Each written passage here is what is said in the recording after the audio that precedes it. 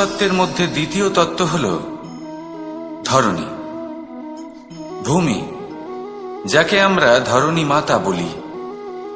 এই ধরণী ধৈর্য ধারণ করে, আর এর ওপরেই আমাদের সমগ্র সংসার নির্ভরশীল। কারণ এই ভূমি সহ্য ক্ষমতা রাখে, এর সহ্য ক্ষমতা হল অপরিসীম। সন্তান যতই আঘাত প্রদান করুক না কেন, প্রেম পূর্বক সহ্য করে, আর তার বদলে অমূল্য রত্ন প্রদান করে। সন্তান যদি হাল চালায়, তাহলে তার বদলে তাকে অন্ন প্রদান করে। এটাই হলো ধরণী। এবার এর থেকে আমরা কি শিক্ষা পেতে পারি? এটাই যে কারোর জন্য কিছু করা বা কাউকে কিছু দেওয়া মনে কোনো কামনা ছাড়াই। আর এই কথাটা বুঝে যান, যদি কারোর জন্য কামনা না রেখে বা কোনো পাওয়ার আশা না রেখে কারোর জন্য কিছু করেন বা কারোকে কিছু দেন, যদি এটা আপনি শিখতে পারেন, তবে আপনি ভালোবাসতে শিখে গেছেন। আর সেই জন্যই এই ধরিত্রীকে মাতা বলা হয়। কারণ মাতা শুধু উনি নন যিনি গর্ভে সন্তানকে ধারণ করেন, মাতা তো উনিও যিনি জীবন বাঁচতে শেখান, যিনি জীবন বাঁচার উদাহরণ প্রদান করেন। তাহলে ধরণীর থেকে এই নিঃস্বার্থ ভাব শিখুন, নিঃস্বার্থ ভালোবাসা শিখুন, আর এই ভালোবাসার সাথেই বলুন রাধা রাধা।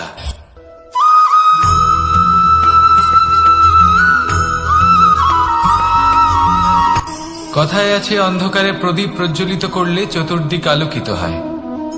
কিন্তু যদি এই প্রদীপ আমি সূর্যের আলোর সম্মুখে সকালবেলায় প্রজ্বলিত করে রেখে দিই, তাহলে কি হবে? আপনি বলবেন যে এটা করে তো কোনো লাভই হলো না।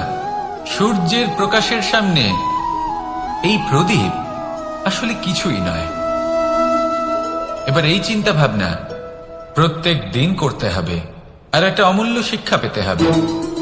মনে করুন যে আপনি মহাপুরুষের সামনে বসে আছেন, কোনো মহাজ্ঞানীর সামনে। তাহলে সেই ব্যক্তির সামনে নিজের জ্ঞানের প্রদীপ প্রজ্বলিত করবেন না, নীরব থাকুন, আর সেই ব্যক্তির সূর্যের প্রকাশের মতো জ্ঞান প্রাপ্ত করুন।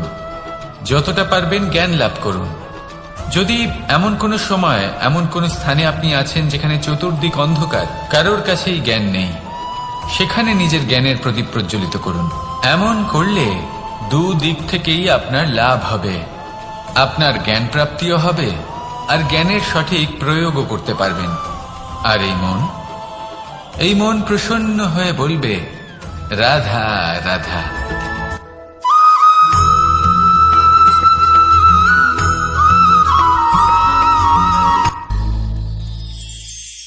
শিশিরের বিন্দু পাতার ওপর পড়ে আর তার গায়ে লেগে থাকে। পাতা তাকে শুষে নিতে পারে না, আর শেষ পর্যন্ত সে ঝরে পড়ে যায়। অন্যদিকে রয়েছে মেঘ এবং চাতক। এদের মধ্যে অনেক দূরত্ব থাকে। মেঘ থাকে আকাশে আর চাতক থাকে ধরিত্রীতে। কিন্তু যখন এই মেঘ থেকে বৃষ্টি ঝরে পড়ে, এই চাতক কিন্তু সেই জলই পান করে, নয়তো সে তৃষ্ণার্ত থেকে যায়। এবার অন্যদিকে দেখলাম শিশির বিন্দু আর পাতার এই সম্পর্ক। এরা খুব কাছাকাছি থাকে, ঘনিষ্ঠও থাকে। অন্যদিকে রয়েছে মেঘ এবং চাতকের সম্পর্ক, যাদের মধ্যে অনেক দূরত্ব থাকা সত্ত্বেও তারা খুব ঘনিষ্ঠ, তাই না? এই সারমর্ম খুব সরল। এই নৈকট্য, এই দূরত্ব, তা আপনার সম্পর্কে প্রভাব কিছুতেই ফেলতে পারে না। এই নৈকট্য, এই দূরত্ব, এইসব হলো শুধুমাত্র মনের ব্যাপার। কখনো আপনি অনুভব করেছেন আপনি কারোর থেকে অনেক অনেক দূরে আছেন, অনেক দূরে আছেন, তাও সেই ব্যক্তির প্রতি আপনি টান অনুভব করেন। সেখানে আপনি কারোর সাথে প্রত্যেক দিন অতিবাহিত করেন, সমস্ত জীবন অতিবাহিত করেন, সব থেকে বেশি সময় তার সাথে অতিবাহিত করেন, তাও তার প্রতি সেই টান অনুভব করেন না। এই সংকেত হলো মনের দূরত্বের। তাহলে মনের এই দূরত্ব দূর করুন আর আমার সাথে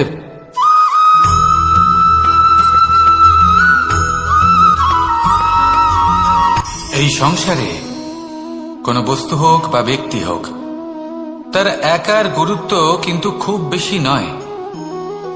একটা উদাহরণ হিসেবে বৃষ্টির ফোঁটাকে ভেবে দেখুন।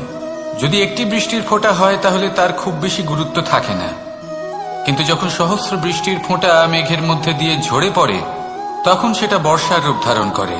সেই বর্ষা যা এই প্রকৃতিকে শান্ত করে। সেইভাবেই পাথরের ছোট টুকরো তার খুব বেশি গুরুত্ব থাকে না, কিন্তু যখন অসংখ্য পাথরের টুকরো একত্রিত হয় তখন তা পর্বতের আকার ধারণ করে। সেইভাবেই কিছু মানুষ যখন একত্রিত হন তখন তৈরি হয় পরিবার, কিছু পরিবার যখন একত্রিত হয় তখন তৈরি হয় সমাজ, যখন অনেক সংখ্যক সমাজ একত্রিত হয় তখন তৈরি হয় রাজ্য। এবার এই রাজ্যের সব থেকে গুরুত্বপূর্ণ ব্যক্তি হতে পারেন রাজা, কিন্তু তাও সেই রাজা একা কিছু করতে পারেন না। যুদ্ধ লড়ার সময় তারও নিজের সৈন্যদলকে প্রয়োজন পড়ে। কিন্তু এই সংসারে এমন একজন ব্যক্তি আছেন যিনি একাই সব কাজ করতে থাকেন, এবং সেই ব্যক্তি হলেন মা। আমাদের জীবনে একজন পিতার ভূমিকা কিন্তু নিঃসন্দেহে অমূল্য, কিন্তু আমাদের সকলের জীবনে যে ভূমিকা একজন মায়ের তা অন্য কারোর থাকে না। একজন মা একাই সন্তানকে বড় করতে পারেন, সংস্কারী করে তুলতে পারেন, তার জন্য পরিশ্রম করেন। আর এত কিছু কাজ করার পরেও তার কাজের জন্য তিনি প্রশংসা অবশ্য পান না। উল্টে যদি সেই সন্তান অনুচিত পথে চালিত হয়, অনুচিত কর্ম করে, তখন সেই মাকেই অপবাদের পাত্র হয়ে উঠতে হয়। আমাদের জীবনে মায়ের যোগদান কতটা সেটা বুঝুন। আপনাকে বড় করে তোলার জন্য উনি কতটা পরিশ্রম করেছেন সেটা বুঝুন। আজ থেকে, এখন থেকে, এই মুহূর্ত থেকে মাকে সম্মান করতে শিখুন। যখন সময় পাবেন, যখন সুযোগ হবে, তখন তার প্রশংসা করুন, ওনারও ভালো লাগবে। আর মায়ের এই মমতার জন্য, তার এই ভূমিকার জন্য আসুন সবাই মিলে আমরা তাকে প্রণাম করি, আর সকলে মিলে ভালোবেসে বলি, রাধা রাধা।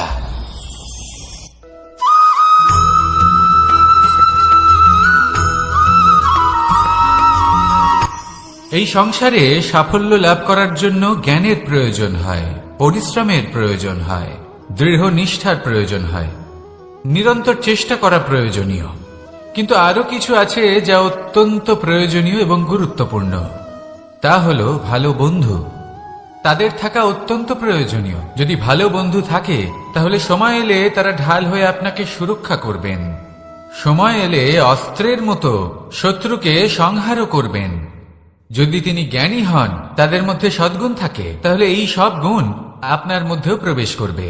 তাহলে সাফল্যের জন্য ভালো বন্ধু পাওয়া অত্যন্ত প্রয়োজনীয়। কিন্তু শুধু বন্ধু কেন, ভালো শত্রুও থাকা প্রয়োজনীয়। এবার আপনি ভাববেন, আমি কি বললাম? যদি আপনার জীবনেও ভালো অর্থাৎ শক্তিশালী শত্রু থাকে, তাহলে আপনিও শক্তিশালী হতে থাকবেন। এই শত্রু আপনাকে প্রেরিত করবে আরো বেশি শক্তিশালী হয়ে ওঠার। কখনো কোনো হরিণকে দেখুন, তীব্র গতিতে দৌড়তে থাকে। কেন তীব্র গতিতে দৌড়য়? এই কারণে নয় যে কোথাও তার জন্য মধুর ঘাস অপেক্ষা করে রয়েছে, না। সে এই কারণে তীব্র গতিতে দৌড়য় কারণ সেটা না করলে তার পেছনে একটি সিংহ আছে যে ওকে নিজের ভোজন করে ফেলবে। তাই জীবনে বিপদ, সংকট, এই সবকিছুও হলো অত্যন্ত গুরুত্বপূর্ণ। তার সম্মুখীন হতে শিখুন, আর আমার সাথে ভালোবেসে বলুন, রাধা রাধা।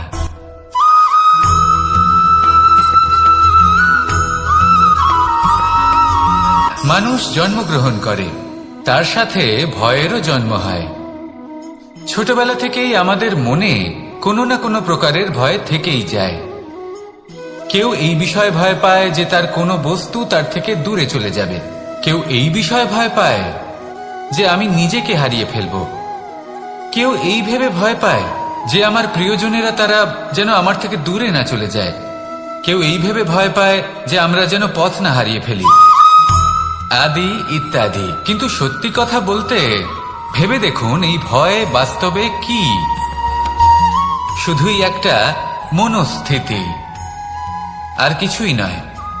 যা কিছু আপনি জীবনে পেয়েছেন তা একদিন আপনাকে হারাতে হবে। এই জীবন হলো আপনারই, কিন্তু তাও একদিন সমাপ্ত হবে। তাই ভয় পেয়ে কি লাভ? এই ভয় শুধু আপনাকে জীবন যাপন করা থেকে বাধা দিচ্ছে, আর কিচ্ছু নয়। পথ হারিয়ে ফেললেই বুঝতে পারবেন যে নতুন পথ কিভাবে বানাতে হয়। কিছু মানুষকে জীবন থেকে হারালে তবেই আপনি বুঝবেন যে আপনার আপনজনকে। এই ভয়ের কারণে ভীত হয়ে থাকবেন না। এই তারা নক্ষত্র অন্ধকারের অভাবে গুরুত্ব হারায়। শিবকেও মহাদেব হওয়ার জন্য বিষপান করতে হয়েছিল। প্রত্যেক পরিস্থিতি, প্রত্যেক সাফল্য আপনার পরীক্ষা নেবে। তাতে উত্তীর্ণ হওয়া হলো আপনার কর্ম। যখনই আপনি ভয় পাবেন বা সংকটের সম্মুখীন হবেন, তখন সাহসের সাথে তার সম্মুখীন হন। মনে রাখবেন, যে সম্মুখীন হতে জানে সাফল্য তার সাথে সবসময় থাকে। আসুন আর আমার সাথে ভালোবেসে বলুন, রাধা রাধা।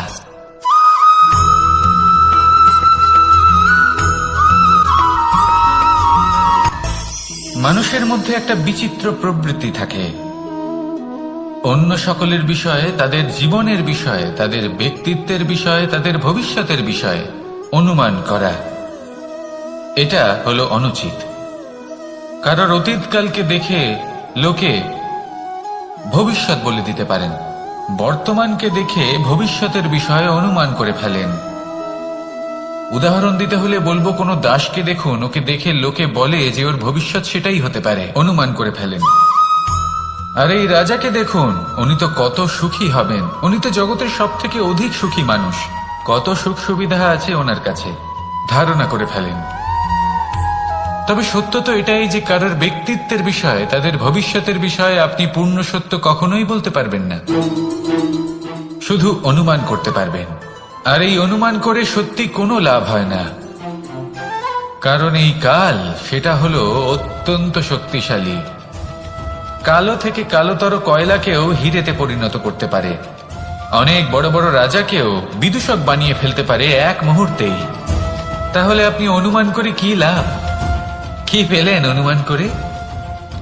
সেই জন্য কারোর বিষয়ে কোনো অনুমান করবেন না, তার ভবিষ্যতের বিষয়ে অনুমান করতে যাবেন না, কারোর বিষয়ে কোনো ধারণা করে নেবেন না। কিছু করতে হলে ভালোবাসুন, সবার মধ্যে ভালোবাসা ছড়ান, সবার মধ্যে ধন্যাত্মক ভাব ছড়ান। এই মন প্রসন্ন হয়ে বলবে, রাধা রাধা।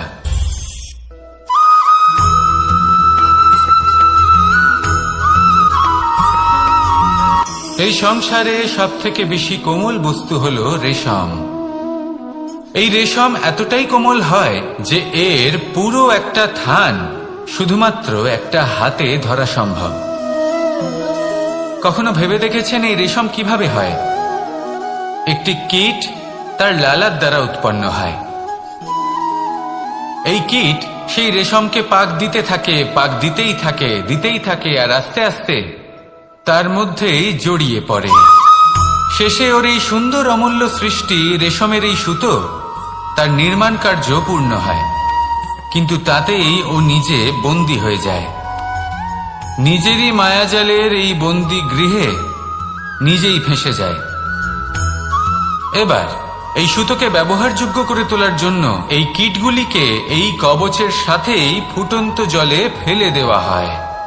এই সংসারে যদি আমাদের স্বপ্ন এই সংসারের দুঃখ হরণ করার জন্য, এই সংসারে সুখ বিতরণ করার জন্য হয়, তবেই আমাদের প্রগতি সম্ভব। যদি আমাদের এই স্বপ্ন শুধুই আমাদের এবং আমাদের স্বার্থ সিদ্ধির জন্য হয়, তাহলে এই স্বপ্ন আমাদের অন্ধ করে দেবে, আমাদের অন্ধকারের পথে নিয়ে যাবে, আর আমরাও সেই কীটের মতো হয়ে যাব। নিজেদেরই মায়াজালে আমরা নিজেই ফেঁসে যাব, আর শেষে আমরা যদি কিছু লাভ করি তা হবে একাকিত্ব, অন্ধকারময় মৃত্যু। তাই স্বপ্ন অবশ্যই দেখুন, কিন্তু এমন ভাবে স্বপ্ন দেখবেন না যে তার এই বন্দিগৃহে আপনি নিজেই ফেঁসে গেলেন।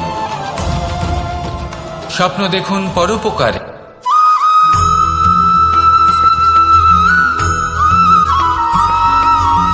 এই সংসারে প্রত্যেক মানুষ এটাই চান যে তিনি যেন ধনবান হন, আর্থিক অবস্থা তার ভালো থাকে, ওনার বাড়িতে লক্ষ্মীর আগমন হয়। কিন্তু সেটা হবে কি করে, সেটাই হলো প্রশ্ন।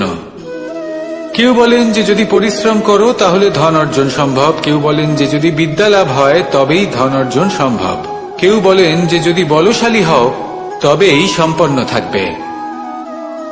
ভালো কথা, যদি তাই হয়ে থাকে, তবে দিনমজুর সারা দিন পরিশ্রম করেন, তিনি কেন ধনী হন না? অনেকজন বিদ্বান মানুষ আছেন এই সংসারে, তারা কেন ধনবান হন না?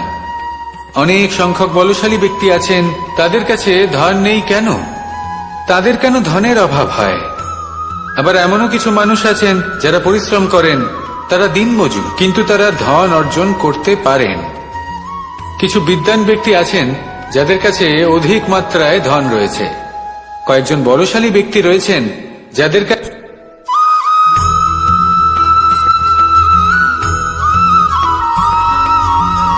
পিতা আর পুত্রের সম্পর্ক অত্যন্ত মধুর হয়ে থাকে। পিতা স্বপ্ন দেখেন, তাকে পূর্ণ করার সকল সম্ভাব্য চেষ্টা করেন, কিন্তু তাও অনেক সময় ওনার স্বপ্ন অপূর্ণ থেকে যায়। তখন পিতা ভাবেন যে স্বপ্ন উনি পূর্ণ করতে পারেননি, ওনার সন্তান তা অবশ্যই পূরণ করবে। যে স্থানে উনি কখনো পৌঁছতে পারেননি, সেই স্থানে ওনার পুত্র অবশ্যই পৌঁছবে। পিতা নিজের সন্তানের ভবিষ্যৎ নিয়ে সেই স্বপ্ন দেখেন, আর যখন সেই সন্তান সামনে এগোতে থাকে তখন তার দুঃখ হয় না, বরং গর্ব হয়। ওনার ভালো লাগে এটা দেখে যে ওনার সন্তান অনেক উন্নতি করছে। কিন্তু যখন সন্তান নিজের অভিভাবকের শক্তি দেখে, তার যশ দেখে হিংসা করতে থাকে, সমস্যা সেইখানেই শুরু হয়। সেই জন্য সকল সন্তানকে এটা মনে রাখতে হবে, দেখুন, পুত্র হবার সুবাদে, এক সন্তান হবার সুবাদে এটা হলো আপনার অধিকার যে আপনি আপনার পিতার থেকে বেশি উন্নতি করবেন। আপনার পিতাও এটাই চান, কিন্তু সুস্থভাবে এটা করুন। একটা রেখা টেনে নিন যাতে আপনি তাতে এগোতে পারেন আর আপনার পিতার তাতে গর্ববোধ হয়, আর সেই বিষয়ে দুঃখ না হয় যে আমার সন্তান আমাকেই ছোট করার চেষ্টা করছে। ইতিহাস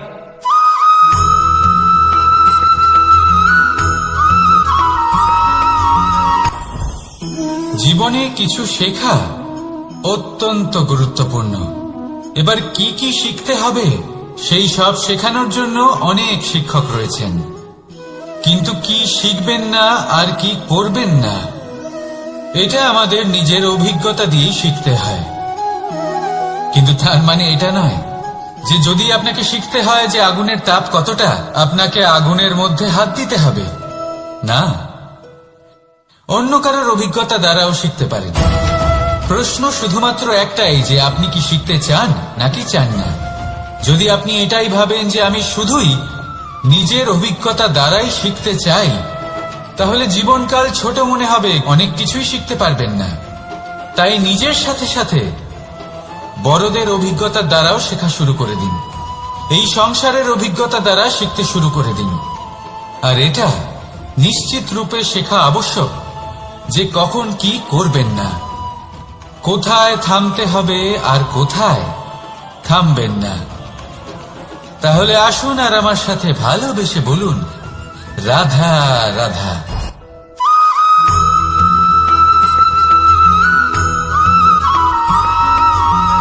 এই সংসারে সবথেকে বেশি কোমল বস্তু হলো রেশম। এই রেশম এতটাই কোমল হয় যে এর পুরো একটা থান শুধুমাত্র একটা হাতে ধরা সম্ভব। কখনো ভেবে দেখেছেন এই রেশম কিভাবে হয়? একটি কীট তার লালার দ্বারা উৎপন্ন হয়। এই কীট সেই রেশমকে পাক দিতে থাকে, পাক দিতেই থাকে, দিতেই থাকে, আর আস্তে আস্তে তার মধ্যেই জড়িয়ে পড়ে। শেষে ওর এই সুন্দর অমূল্য সৃষ্টি রেশমের এই সুতো তার নির্মাণ কার্য পূর্ণ হয়, কিন্তু তাতেই ও নিজে বন্দী হয়ে যায়। নিজেরই মায়াজালের এই বন্দী গৃহে নিজেই ফেঁসে যায়। এবার এই সুতোকে ব্যবহারযোগ্য করে তোলার জন্য এই কীটগুলিকে এই কবচের সাথেই ফুটন্ত জলে ফেলে দেওয়া হয়। এই সংসারে যদি আমাদের স্বপ্ন এই সংসারের দুঃখ হরণ করার জন্য, এই সংসারে সুখ বিতরণ করার জন্য হয়, তবেই আমাদের প্রগতি সম্ভব। যদি আমাদের এই স্বপ্ন শুধুই আমাদের এবং আমাদের স্বার্থ সিদ্ধির জন্য হয়, তাহলে এই স্বপ্ন আমাদের অন্ধ করে দেবে, আমাদের অন্ধকারের পথে নিয়ে যাবে, আর আমরাও সেই কীটের মতো হয়ে যাব। নিজেদেরই মায়াজালে আমরা নিজেই ফেঁসে যাব, আর শেষে আমরা যদি কিছু লাভ করি তা হবে একাকিত্ব, অন্ধকারময় মৃত্যু। তাই স্বপ্ন অবশ্যই দেখুন, কিন্তু এমন ভাবে স্বপ্ন দেখবেন না যে তার এই বন্দিগৃহে আপনি নিজেই ফেঁসে গেলেন।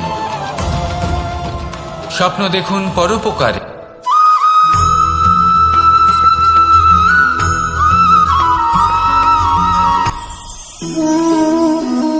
শক্তি এক অত্যন্ত বিচিত্র বস্তু, বা বলতে পারেন অনুভূতি।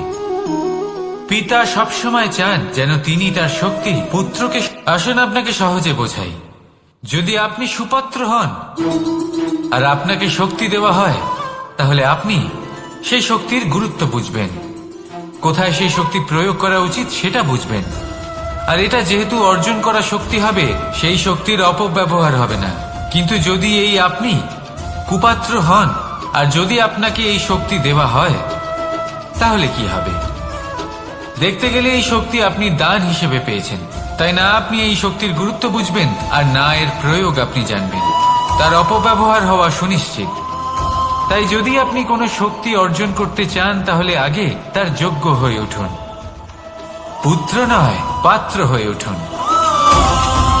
আর আমার সাথে ভালোবেসে বলুন, রাধা রাধা।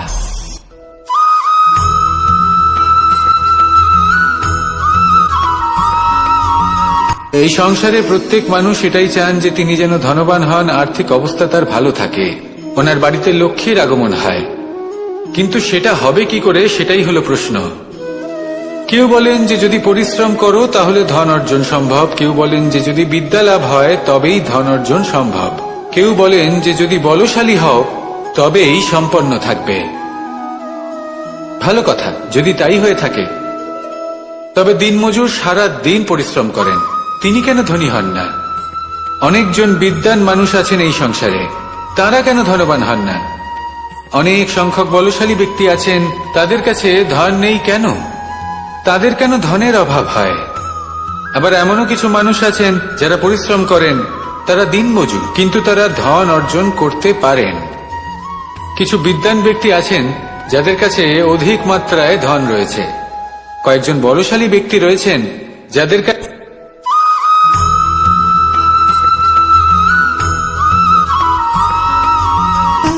সুখ, দুঃখ এবং শক্তি, এই তিন হলো এই সংসারের ত্রিদেবের মতো। আমাদের জীবনে যা কিছু ঘটছে এই তিনটির ভিত্তির উপরেই হচ্ছে। আসলে এই সংসারের একটা নিয়ম আছে, যখনই আপনি কিছু লাভ করেন, এই সংসার আপনার পরীক্ষা নেয়। এটা জানার জন্য আপনার পরীক্ষা নেয় যে আপনি যা কিছুই লাভ করেছেন, আপনি কি আদৌ সেটার যোগ্য কিনা। ঠিক সেইভাবেই এই সুখ, দুঃখ এবং শক্তি আপনার পরীক্ষা নিয়ে থাকে। যখন সুখ আসে তখন সে আপনার পরীক্ষা নেয় যে আপনার মধ্যে অহংবোধ জাগ্রত হয়নি তো। যদি অহংবোধ চলে আসে তাহলে সুখ সেখানেই সঙ্গ ত্যাগ করে। দুঃখ আপনার ধৈর্যের পরীক্ষা নিতে থাকে, আর যদি আপনার মধ্যে ধৈর্য না থাকে তাহলে এটা আপনাকে আরো বেশি দুঃখের গভীর অন্ধকারে ঠেলে দেবে। সেখানে শক্তি পরীক্ষা নেয় আপনার বিনম্রতার। যদি আপনি বিনম্র না হন, তাহলে হয় এই শক্তি আপনার সঙ্গ ত্যাগ করবে, নয় এই শক্তি বিনম্রতার অভাবে আপনার পতনের কারণ হতে পারে। এই সংসারে যে কোনো ব্যক্তি যিনি এই পরীক্ষায় উত্তীর্ণ হয়ে থাকেন, এই জীবনে তিনি সাফল্য লাভ করেন। আসুন আমার সাথে ভালোবেসে বলুন, রাধা রাধা।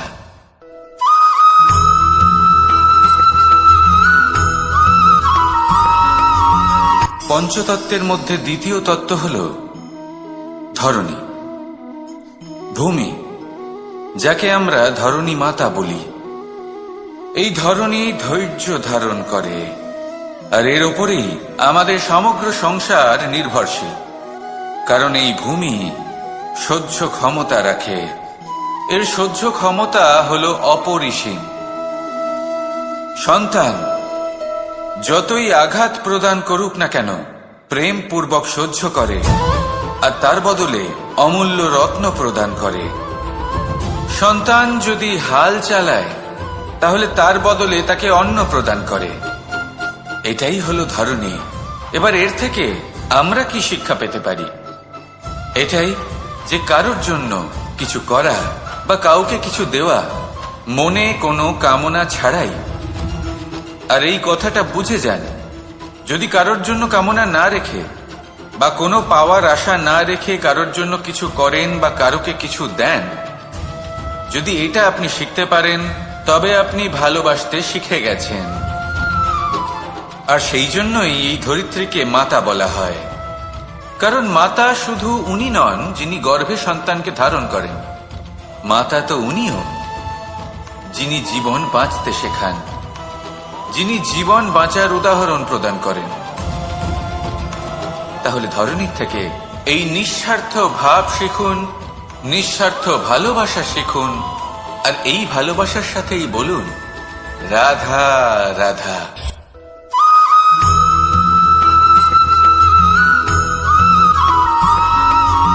মানুষ জন্মগ্রহণ করে, তার সাথে ভয়েরও জন্ম হয়।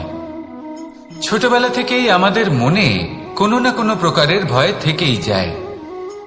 কেউ এই বিষয়ে ভয় পায় যে তার কোনো বস্তু তার থেকে দূরে চলে যাবে, কেউ এই বিষয়ে ভয় পায় যে আমি নিজেকে হারিয়ে ফেলব, কেউ এই ভেবে ভয় পায় যে আমার প্রিয়জনেরা তারা যেন আমার থেকে দূরে না চলে যায়, কেউ এই ভেবে ভয় পায় যে আমরা যেন পথ না হারিয়ে ফেলি, আদি ইত্যাদি। কিন্তু সত্যি কথা বলতে, ভেবে দেখুন এই ভয় বাস্তবে কি? শুধুই একটা মনস্থিতি, আর কিছুই নয়। যা কিছু আপনি জীবনে পেয়েছেন তা একদিন আপনাকে হারাতে হবে। এই জীবন হলো আপনারই, কিন্তু তাও একদিন সমাপ্ত হবে। তাই ভয় পেয়ে কি লাভ? এই ভয় শুধু আপনাকে জীবন যাপন করা থেকে বাধা দিচ্ছে, আর কিচ্ছু নয়। পথ হারিয়ে ফেললেই বুঝতে পারবেন যে নতুন পথ কিভাবে বানাতে হয়। কিছু মানুষকে জীবন থেকে হারালে তবেই আপনি বুঝবেন যে আপনার আপনজনকে। এই ভয়ের কারণে ভীত হয়ে থাকবেন না। এই তারা নক্ষত্র অন্ধকারের অভাবে গুরুত্ব হারায়। শিবকেও মহাদেব হওয়ার জন্য বিষপান করতে হয়েছিল। প্রত্যেক পরিস্থিতি, প্রত্যেক সাফল্য আপনার পরীক্ষা নেবে, তাতে উত্তীর্ণ হওয়া হলো আপনার কর্ম। যখনই আপনি ভয় পাবেন বা সংকটের সম্মুখীন হবেন, তখন সাহসের সাথে তার সম্মুখীন হন। মনে রাখবেন, যে সম্মুখীন হতে জানে সাফল্য তার সাথে সবসময় থাকে। আসুন আর আমার সাথে ভালোবেসে বলুন রাধা রাধা।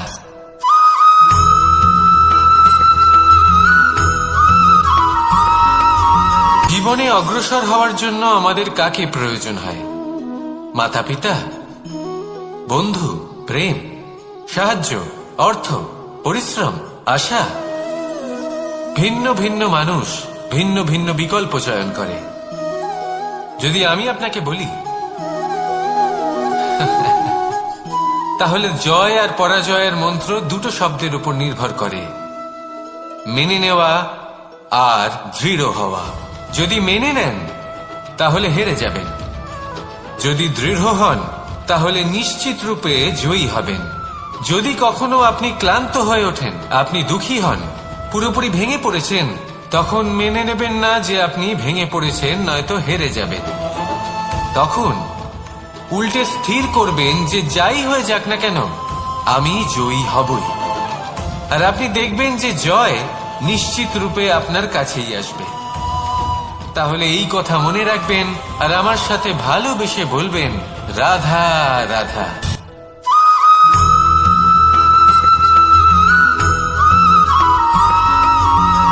এই সংসারে কোনো বস্তু হোক বা ব্যক্তি হোক, তার একার গুরুত্ব কিন্তু খুব বেশি নয়। একটা উদাহরণ হিসেবে বৃষ্টির ফোঁটাকে ভেবে দেখুন। যদি একটি বৃষ্টির ফোঁটা হয় তাহলে তার খুব বেশি গুরুত্ব থাকে না, কিন্তু যখন সহস্র বৃষ্টির ফোঁটা মেঘের মধ্যে দিয়ে ঝরে পড়ে তখন সেটা বর্ষার রূপ ধারণ করে। সেই বর্ষা যা এই প্রকৃতিকে শান্ত করে। সেইভাবেই পাথরের ছোট টুকরো তার খুব বেশি গুরুত্ব থাকে না, কিন্তু যখন অসংখ্য পাথরের টুকরো একত্রিত হয় তখন তা পর্বতের আকার ধারণ করে। সেইভাবেই কিছু মানুষ যখন একত্রিত হন তখন তৈরি হয় পরিবার, কিছু পরিবার যখন একত্রিত হয় তখন তৈরি হয় সমাজ, যখন অনেক সংখ্যক সমাজ একত্রিত হয় তখন তৈরি হয় রাজ্য। এবার এই রাজ্যের সবথেকে গুরুত্বপূর্ণ ব্যক্তি হতে পারেন রাজা, কিন্তু তাও সেই রাজা একা কিছু করতে পারেন না। যুদ্ধ লড়ার সময় তারও নিজের সৈন্যদলকে প্রয়োজন পড়ে। কিন্তু এই সংসারে এমন একজন ব্যক্তি আছেন যিনি একাই সব কাজ করতে থাকেন, এবং সেই ব্যক্তি হলেন মা। আমাদের জীবনে একজন পিতার ভূমিকা কিন্তু নিঃসন্দেহে অমূল্য, কিন্তু আমাদের সকলের জীবনে যে ভূমিকা একজন মায়ের তা অন্য কারোর থাকে না। একজন মা একাই সন্তানকে বড় করতে পারেন, সংস্কারী করে তুলতে পারেন, তার জন্য পরিশ্রম করেন। আর এত কিছু কাজ করার পরেও তার কাজের জন্য তিনি প্রশংসা অবশ্য পান না। উল্টে যদি সেই সন্তান অনুচিত পথে চালিত হয়, অনুচিত কর্ম করে, তখন সেই মাকেই অপবাদের পাত্র হয়ে উঠতে হয়। আমাদের জীবনে মায়ের যোগদান কতটা সেটা বুঝুন। আপনাকে বড় করে তোলার জন্য উনি কতটা পরিশ্রম করেছেন সেটা বুঝুন। আজ থেকে, এখন থেকে, এই মুহূর্ত থেকে মাকে সম্মান করতে শিখুন। যখন সময় পাবেন, যখন সুযোগ হবে, তখন তার প্রশংসা করুন, ওনারও ভালো লাগবে। আর মায়ের এই মমতার জন্য, তার এই ভূমিকার জন্য আসুন সবাই মিলে আমরা তাকে প্রণাম করি, আর সকলে মিলে ভালোবেসে বলি রাধা রাধা।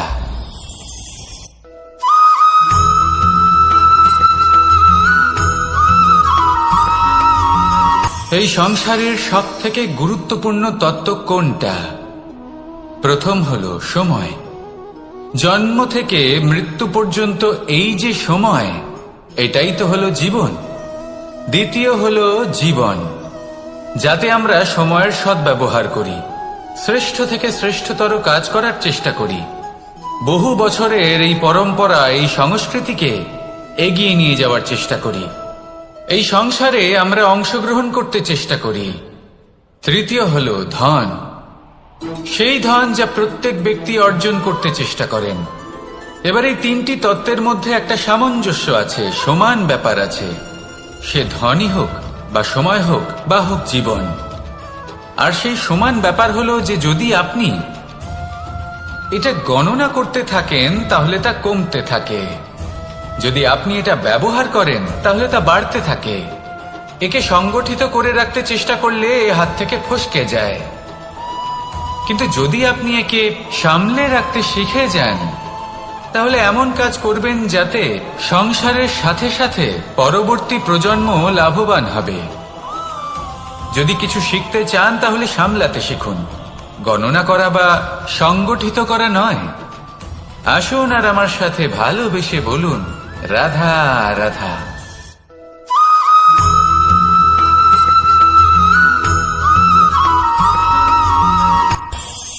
এই সংসারে আমরা প্রকাশ কোথা থেকে পাই? এর উত্তর বড়ই সরল। ভোরে যখন সূর্যোদয় হয় তখন প্রকাশের কিরণ আমাদের ঘরে এসে পৌঁছয়। এইভাবেই আমরা প্রকাশ লাভ করি। এবার এই প্রকাশের আলোতেই আমরা সারাদিনের কাজ সম্পন্ন করি। সন্ধে হয়ে যায়, সূর্যাস্ত হয়ে যায়, আর আমাদের ঘর যাতে অন্ধকার না হয় তার জন্য আমরা একটা প্রদীপ প্রজ্বলিত করি। এটাই ঘটে আমাদের জীবনেও। এবার প্রবাহমান আয়ুর সাথে আমরা আমাদের অন্তরে যদি একটা প্রদীপ প্রজ্বলিত করে নিই তাহলে বিষয়টাই অন্যরকম হবে। এবার আপনি বলবেন কোন প্রকাশের কথা বলছি যা আমাদের অন্তরে জাগ্রত করা সম্ভব? আমাদের আত্মার মাঝে প্রেমের প্রকাশ জাগ্রত করার কথা বলছি। কারণ আমাদের এই জীবন এও হলো দিনের আলোর মতো। আজ প্রকাশ আছে, কিন্তু কোনোদিন অবশ্যই অস্ত হবে। কিন্তু অস্ত হবার আগে যদি আমরা আমাদের আত্মার মাঝে প্রেমের এই প্রকাশ উজ্জ্বলিত করে নিই, তাহলে আমাদের সন্ধ্যাকালও আমরা আনন্দে এবং প্রেমে যাপন করব। তাহলে আসুন আর আমার সাথে ভালোবেসে বলুন, রাধা রাধা।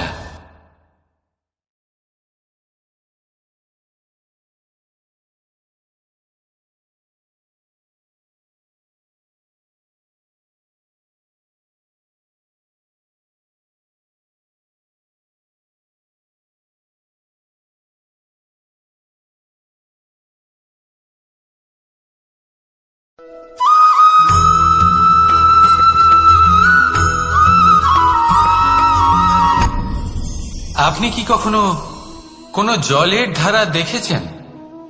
তার সামনে যতই মাটি থাকুক না কেন, যতই কাদা থাকুক না কেন, যখন এই জলের ধারা বইতে আরম্ভ করে দেয়, তাহলে নিজের মনের, নিজের ভাবনার, নিজের জীবনের যত অনাবশ্যক তত্ত্ব আছে, অনুপযোগী অংশ রয়েছে, অর্থাৎ অপরিষ্কার অংশ রয়েছে, তা নিজে থেকেই নির্মল হয়ে উঠবে। আর যেরকম জলের ধারা কখনো থেমে থাকে না, সব সময় বয়ে চলে, সেইভাবে আপনিও কখনোই থামবেন না। সবসময় বয়ে চলুন, এগোতে থাকুন। পথে যদি অনেক বিপদ আসে, সমস্যা আসে, থামবেন না, তার উপর নিরন্তর প্রহার করুন, নিরন্তর প্রয়াস করুন আর অগ্রসর হন। আপনি ভেবে দেখুন, এই জলের ধারা কখনো থেমে থাকে না, সবসময় বয়ে চলে, বিপদের সম্মুখীন হয়ে তাকে সাথে বয়ে নিয়ে চলে। সেই জন্য জলের ধারা, প্রবাহমান এই ধারা, এর থেকে কখনো দুর্গন্ধ আসে না, এতে কখনো ময়লা জমতে পারে না, বরং পালিত হয় সুন্দর প্রাণবন্ত জীবজন্তু, যেমন সুন্দর ছোট মাছ। তাই আপনিও এটাই করুন, কখনো থামবেন না, শুধু চলতে থাকুন, জলের ধারার মতো বইতে থাকুন। আপনি আপনার লক্ষ্য অবশ্যই খুঁজে পাবেন, আর তার সাথে নিজের অন্তরের যে মালিন্য রয়েছে তা আপনি নিজেই নিজের থেকে দূরে করে দেবেন। তাহলে আসুন আর আমার সাথে ভালোবেসে বলুন, রাধা রাধা।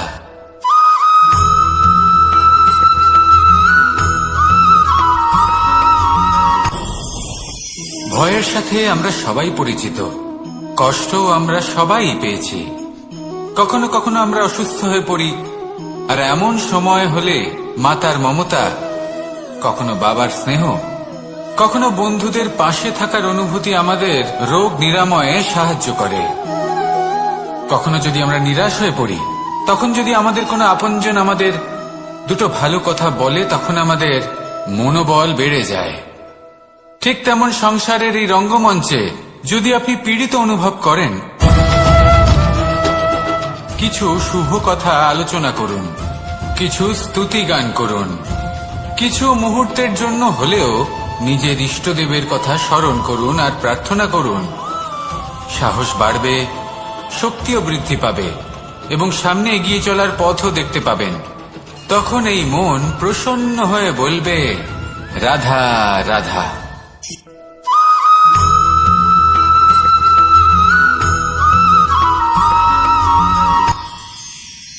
মানুষ তার জীবনে দুই ধরনের পরিস্থিতিকে খুব ভয় পায়। এক, কোনো কারণবশত কারোর সামনে নত হওয়া। দুই, কোনো কারণে নিজের চরিত্র থেকে, নিজের মূল্যবোধ থেকে বিচ্যুত হওয়া। এবার কেন হয় এরকম যে কথায় কথায় কারোর সামনে নত হতে হয়? কেন বারংবার নিজের চরিত্র থেকে চ্যুত হতে হয়? এরকম কেন হয়? এটা তখনই হয় যখন আমাদের শিক্ষা এবং মূল্যবোধের অভাব থাকে। যদি মানুষের মধ্যে প্রকৃত শিক্ষা থাকে, তাহলে এই সংসারে কোনো সময় এবং কারোর সামনেই নত হওয়ার কোনো প্রয়োজন নেই। যদি মানুষের মধ্যে মূল্যবোধ থাকে, তাহলে তাকে নিজের মূল্যবোধ বা চরিত্র থেকে বিচ্যুত হতে হয় না, তা সে যাই হয়ে যাক না কেন। কোনো বালককে যদি জন্ম থেকেই সুশিক্ষার অধিকারী করা হয়, শিক্ষিত করা হয়, মূল্যবোধের অধিকারী করা হয়, তবে সে এই সংসারে এমন কর্ম করবে যাতে সে নিজেকে, নিজের পরিবারকে, সমগ্র সমাজকে গর্বিত করতে পারে। শিক্ষা লাভ করুন, মূল্যবোধ লাভ করুন এবং আমার সাথে ভালোবেসে বলুন, রাধা রাধা।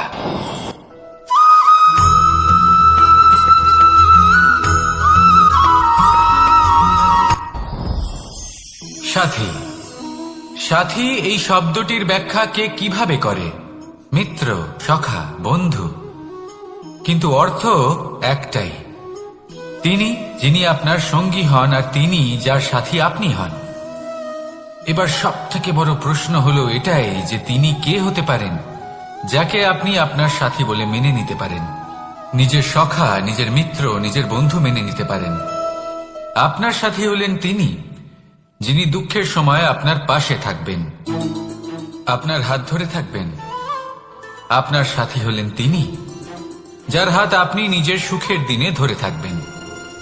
সেই সাথীরই হাত ধরুন যিনি দুঃখে সবসময় আপনাকে সাহায্য করার জন্য তৎপর হয়ে থাকেন, আপনার পাশে থাকেন, আর যাকে সুখের দিনে আপনি আপনার সাথে রাখতে পারেন।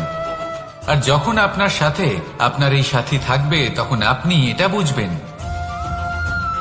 যে যখন জীবনে দুঃখ আসে তখন এই দুঃখ কমে যায়, সবার মধ্যে ভাগ হয়ে যায়। আর যদি তখন সুখ আসে তাহলে সেটা সবার উপস্থিতিতে আরো বেড়ে যায়। এটাই হলো প্রেম, এটাই হলো ভালোবাসা, এটাই হলো সঙ্গ। যেমন সম্পর্ক আমার আর রাধার মাঝে। তাহলে আসুন আর আমার সাথে ভালোবেসে বলুন, রাধা রাধা।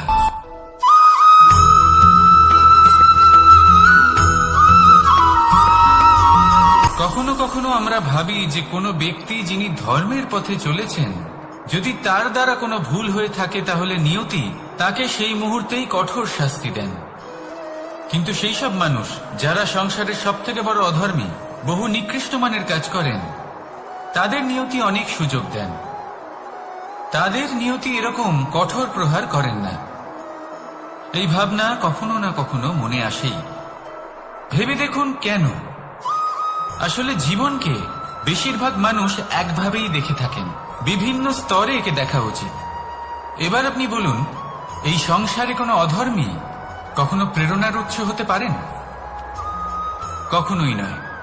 যে মানুষ নিজের আত্মাকে মলিন করে ফেলেছেন তিনি এই সংসারকে কিভাবে প্রেরণা যোগাবেন? উনি নিজেই বুঝতে পারেন না কোনটা করা উচিত, ধর্ম কোনটা। তাই নিয়তি তাকে একটা সুযোগ দেন, এটা বোঝার সুযোগ দেন যে কোনটা উচিত, কোনটা ধর্ম। সুযোগ দেন নিজের বিবেক জাগিয়ে তোলার, তাকে সুযোগ দেন নিজের অন্তরাত্মার ডাক শোনার। যখন তাতেও কাজ হয় না তখন নিয়তির কাছে একটাই পথ বাকি থাকে, আর তা হল মহাবিনাশ। মহাবিনাশ হয়তো দেরিতেই আসতে পারে, কিন্তু তা অবশ্যই আসবে। আর যখন মহাবিনাশ আসে তখন মহাবিনাশের যন্ত্রণা সমগ্র মানব জীবনের যন্ত্রণার থেকে অনেক বেশি হয়। এই কথাটা সবসময় মনে রাখবেন। আর অন্যদিকে যে মানুষ ধর্মের পথে চলছেন তার দ্বারা যদি কোনো ভুল হয়ে থাকে তখন নিয়তি তার পরীক্ষা নেন। কিছুক্ষণের জন্য মানুষের মনে হতে পারে নিয়তি তাকে কঠোর শাস্তি দিয়েছেন,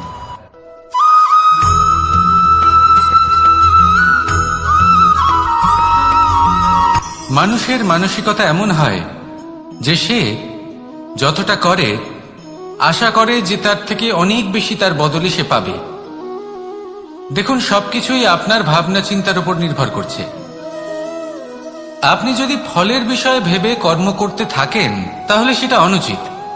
জীবনের আসল আনন্দ হল নিজের কর্ম করতে থাকা, ফলের চিন্তা করা উচিত নয়। যদি আপনি এরকম ভাবেন যে আমি এতটা করছি, আমার এতটা পাওয়া উচিত, সেই ভাবনা অনুচিত। যদি আপনি সেবার মানসিকতা নিয়ে কর্ম করতে থাকেন, কর্মচক্রে প্রবাহিত হন, যদি আপনি এমন ভাবনা রাখেন যে আমি এতটা পাচ্ছি তাই এর থেকে অনেক বেশি আমি কর্ম করব, তাহলে নিশ্চিত রূপে আপনি যতটা করছেন তার থেকে অনেক বেশি আপনি পাবেন, আপনার আশার থেকে অনেক বেশি আপনি পাবেন। শুধু জীবনে অনেক বেশি কাজ করতে থাকুন, ফলের চিন্তা করবেন না। আর মনে রাখবেন, এই ভাবনাই সব থেকে বড় বীজ। কর্মের উপর বিশ্বাস রাখুন, জীবনে যা যা আপনি চান সবই সুখময় হবে। আসুন আর আমার সাথে ভালোবেসে বলুন, রাধা রাধা।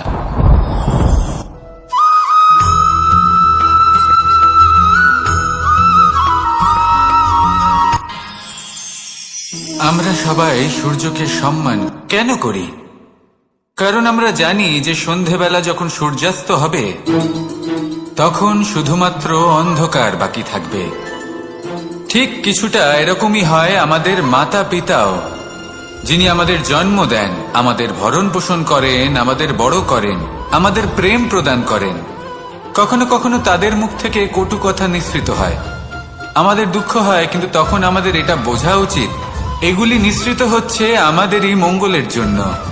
যেমন সূর্যদেব, উনিও উত্তাপ দিয়ে থাকেন আমাদেরই মঙ্গলের জন্য, যাতে ফসল পাকতে পারে, যাতে জল বাষ্প হয়ে মেঘ হতে পারে, বৃষ্টি হতে পারে, আর এই সংসারে নিরন্তর জলের প্রবাহ থাকে। আমাদের মাতা পিতা, তাদের কঠোর আচরণ, তাদের কঠোর অনুশাসনের পেছনে লুকিয়ে থাকে ওনাদের ভালোবাসা। আমাদের তা বুঝতে হবে, সসম্মানে ওনাদের গ্রহণ করতে হবে।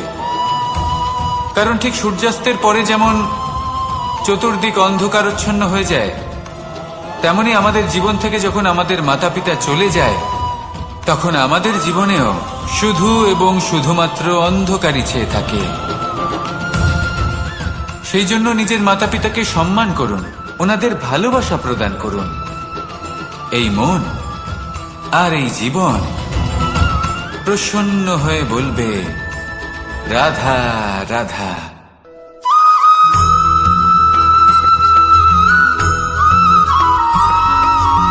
এই সংসারে কখনো কোনো ব্যক্তিকে তার বাইরের পোশাক দেখে বিচার করার চেষ্টা করবেন না, এটা খুব বড় ভুল করবেন।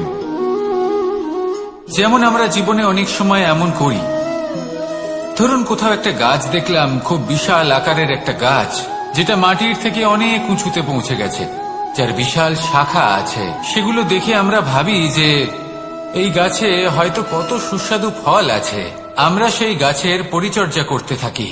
আবার অন্যদিকে হলো একটি তৃণ, যেটা মাটি থেকে কিছুটা উঁচুতে পৌঁছেছে, কিন্তু সেই তৃণর নিচে, মাটির নিচে অত্যন্ত সুস্বাদু ফল বা সবজি জন্ম নেয়, যা আমাদের স্বাস্থ্যের পক্ষে অত্যন্ত উপকারী। সেই জন্য কখনো আবরণ দেখে কাউকে বিচার করতে চেষ্টা করবেন না। তার বদলে এটা বোঝার চেষ্টা করুন যে আপনার সামনে যে ব্যক্তি আছে বা বস্তু আছে তার বিশেষত্ব কি।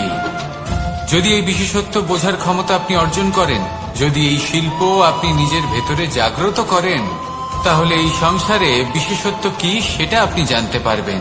আর এই সমস্ত খেলা দৃষ্টি থেকে নয়, দৃষ্টিভঙ্গি থেকে জন্ম নেয়। দৃষ্টিভঙ্গি সবসময় শুভ রাখুন আর আমার সাথে ভালোবেসে বলুন, রাধা রাধা।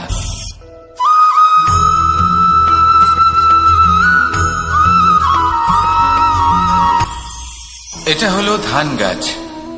এর থেকে যে চাল উৎপন্ন হয় তা মানুষ গ্রহণ করেন। আর এটা কি? এ হলো জংলি ঘাস। একবার ভেবে দেখুন, যদি এই জংলি ঘাস ধান গাছের আশেপাশে থাকে তাহলে কি হবে? ধান উৎপন্ন হতে পারবে? তা উৎকৃষ্ট হতে পারবে? আমরা কি তা গ্রহণ করতে পারবো? কখনোই নয়। এই জংলি ঘাস ধানকে নষ্ট করে দেবে, কিন্তু নিজে জীবিত থাকবে। এটাই হলো আজকের শিক্ষা। এই সংসারে যদি আপনি নীতির পথে চলতে চান, উচিত কর্ম করতে চান, সংসারকে সেবা করতে চান, তাহলে জংলি ঘাসের মতো ব্যক্তিদের থেকে সবসময় দূরে থাকতে হবে। সেই ব্যক্তি যারা দুর্নীতি এবং মিথ্যা দ্বারা পরিপূর্ণ, যাদের ব্যবহার অশুভ, যাদের অনেক অশুভ গুণ রয়েছে, তারা সঠিক নয়। সেই সকল ব্যক্তি যাদের চরিত্র অত্যন্ত দুষ্ট হয়, তারা হয় শুভ চরিত্রের ব্যক্তিকে একদম নষ্ট করে দেয়, নয় নিজের মতো বানিয়ে তোলে। তাই যদি আপনি নীতির পথে চলতে চান, এই সংসারের জন্য শুভ কর্ম করতে চান, তাহলে সেই সঙ্গ লাভ করুন যে সঙ্গ জ্ঞানে পরিপূর্ণ, যাদের মধ্যে অনেক গুণ আছে, যাদের থেকে প্রতিদিন কিছু শিখতে পারবেন, এমন ব্যক্তির সাথে জীবন অতিবাহিত করুন। দুরাচারীদের থেকে দূরে থাকুন, তবেই এই মন প্রসন্ন হয়ে বলবে, রাধা রাধা।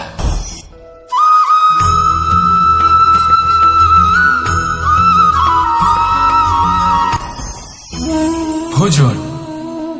এবার ভোজন সংগ্রহ করার জন্য মানুষ কি না করেন, সব সময় চেষ্টা করতে থাকেন।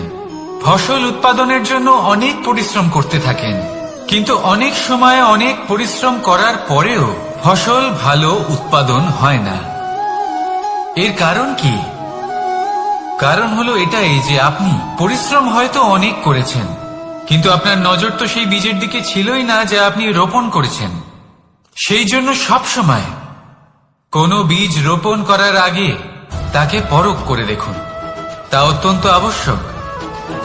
আর সেইভাবেই যখনই কোনো কর্মের প্রশ্ন আসে, তাহলে সেখানে শুধুমাত্র পরিশ্রম যথেষ্ট নয়। সেই কাজের প্রতি আপনার কর্তব্য কি, আপনার উদ্দেশ্য কি, সেটা জানা হলো অত্যন্ত গুরুত্বপূর্ণ।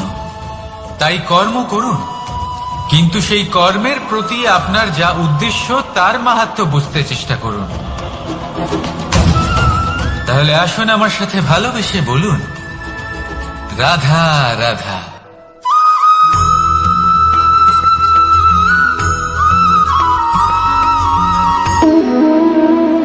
সম্পর্ক হলো আমাদের জীবনের একটি আধার। কিছু সম্পর্ক এমন যা আমরা জন্মসূত্রে লাভ করি, যেমন পরিবার, মা, বাবা। কিছু সম্পর্ক আছে যা আমরা জীবনে অর্জন করে থাকি, তা সে প্রেমের হোক, স্নেহের হোক বা বন্ধুত্বের। এই সকল সম্পর্ক লাভ করার বা গড়ে তোলার 5টি ধাপ রয়েছে। প্রথম ধাপ, কোনো ব্যক্তির সাথে আলাপ হওয়া, তার সাথে কথা বলা বা তাকে দেখা। দ্বিতীয় ধাপ, সে ব্যক্তিকে আমাদের ভালো লাগা। তৃতীয় ধাপ, আমাদের এটা চাইতে শুরু করা যে জীবনে এই ব্যক্তি যেন আমাদের বন্ধু হন, আমাদের জীবনে থাকেন, বা আমাদের কাউকে ভালোবেসে ফেলা। আর এটা আমাদের ভাবা বা চাওয়া যে সেই ব্যক্তি যেন আজীবন আমার সাথে থাকেন, আমার জীবনে আমার সাথী হয়ে। চতুর্থ ধাপ, লাভ করা। এবার এই ধাপটি অনেক মানুষের পক্ষেই খুবই সরল হয়, বড়ই সরল ভাবে নিজেদের সঙ্গীকে লাভ করে থাকেন। কিছু মানুষের জন্য এই ধাপ অত্যন্ত কঠিন হয়ে থাকে। অনেক প্রতিকূল পরিস্থিতির উপর জয়লাভ করে তারা সঙ্গীকে লাভ করেন, কিন্তু লাভ অবশ্যই করেন। এরপরে আসে পঞ্চম, অন্তিম এবং সব থেকে গুরুত্বপূর্ণ ধাপ। সেটা হলো সেই সম্পর্ক পালন করা। এটা হলো এমন এক বিষয় যা প্রত্যেক মানুষের শেখা উচিত।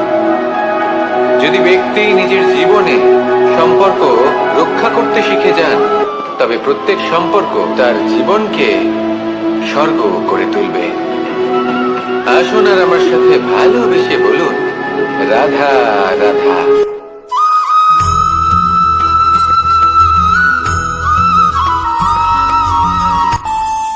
আমাদের মনে যখন কোনো প্রশ্ন ওঠে, কোনো দ্বন্দ্ব জাগে, তখন আমরা যাই আমাদের গুরুর কাছে, আমাদের আরাধ্যের কাছে গিয়ে জিজ্ঞেস করি।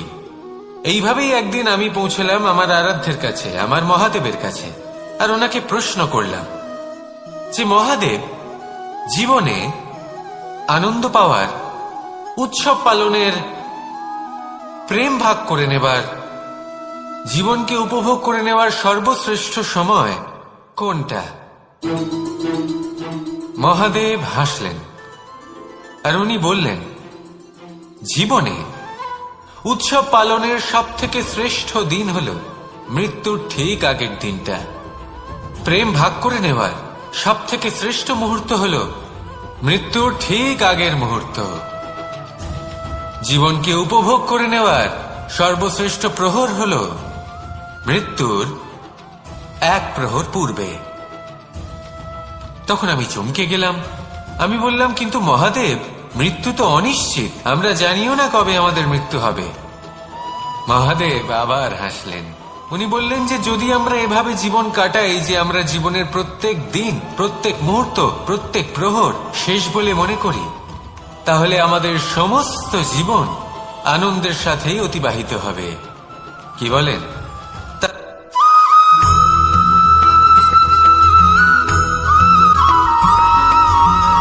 এই সংসারে কোনো বস্তু হোক বা ব্যক্তি হোক, তার একার গুরুত্ব কিন্তু খুব বেশি নয়। একটা উদাহরণ হিসেবে বৃষ্টির ফোঁটাকে ভেবে দেখুন। যদি একটি বৃষ্টির ফোঁটা হয় তাহলে তার খুব বেশি গুরুত্ব থাকে না, কিন্তু যখন সহস্র বৃষ্টির ফোঁটা মেঘের মধ্যে দিয়ে ঝরে পড়ে তখন সেটা বর্ষার রূপ ধারণ করে। সেই বর্ষা যা এই প্রকৃতিকে শান্ত করে। সেইভাবেই পাথরের ছোট টুকরো, তার খুব বেশি গুরুত্ব থাকে না, কিন্তু যখন অসংখ্য পাথরের টুকরো একত্রিত হয় তখন তা পর্বতের আকার ধারণ করে। সেইভাবেই কিছু মানুষ যখন একত্রিত হন তখন তৈরি হয় পরিবার, কিছু পরিবার যখন একত্রিত হয় তখন তৈরি হয় সমাজ, যখন অনেক সংখ্যক সমাজ একত্রিত হয় তখন তৈরি হয় রাজ্য। এবার এই রাজ্যের সবথেকে গুরুত্বপূর্ণ ব্যক্তি হতে পারেন রাজা, কিন্তু তাও সেই রাজা একা কিছু করতে পারেন না। যুদ্ধ লড়ার সময় তারও নিজের সৈন্যদলকে প্রয়োজন পড়ে। কিন্তু এই সংসারে এমন একজন ব্যক্তি আছেন যিনি একাই সব কাজ করতে থাকেন, এবং সেই ব্যক্তি হলেন মা। আমাদের জীবনে একজন পিতার ভূমিকা কিন্তু নিঃসন্দেহে অমূল্য, কিন্তু আমাদের সকলের জীবনে যে ভূমিকা একজন মায়ের তা অন্য কারোর থাকে না। একজন মা একাই সন্তানকে বড় করতে পারেন, সংস্কারী করে তুলতে পারেন, তার জন্য পরিশ্রম করেন। আর এত কিছু কাজ করার পরেও তার কাজের জন্য তিনি প্রশংসা অবশ্য পান না। উল্টে যদি সেই সন্তান অনুচিত পথে চালিত হয়, অনুচিত কর্ম করে, তখন সেই মাকেই অপবাদের পাত্র হয়ে উঠতে হয়। আমাদের জীবনে মায়ের যোগদান কতটা সেটা বুঝুন। আপনাকে বড় করে তোলার জন্য উনি কতটা পরিশ্রম করেছেন সেটা বুঝুন। আজ থেকে, এখন থেকে, এই মুহূর্ত থেকে মাকে সম্মান করতে শিখুন। যখন সময় পাবেন, যখন সুযোগ হবে, তখন তার প্রশংসা করুন, ওনারও ভালো লাগবে। আর মায়ের এই মমতার জন্য, তার এই ভূমিকার জন্য আসুন সবাই মিলে আমরা তাকে প্রণাম করি, আর সকলে মিলে ভালোবেসে বলি, রাধা রাধা।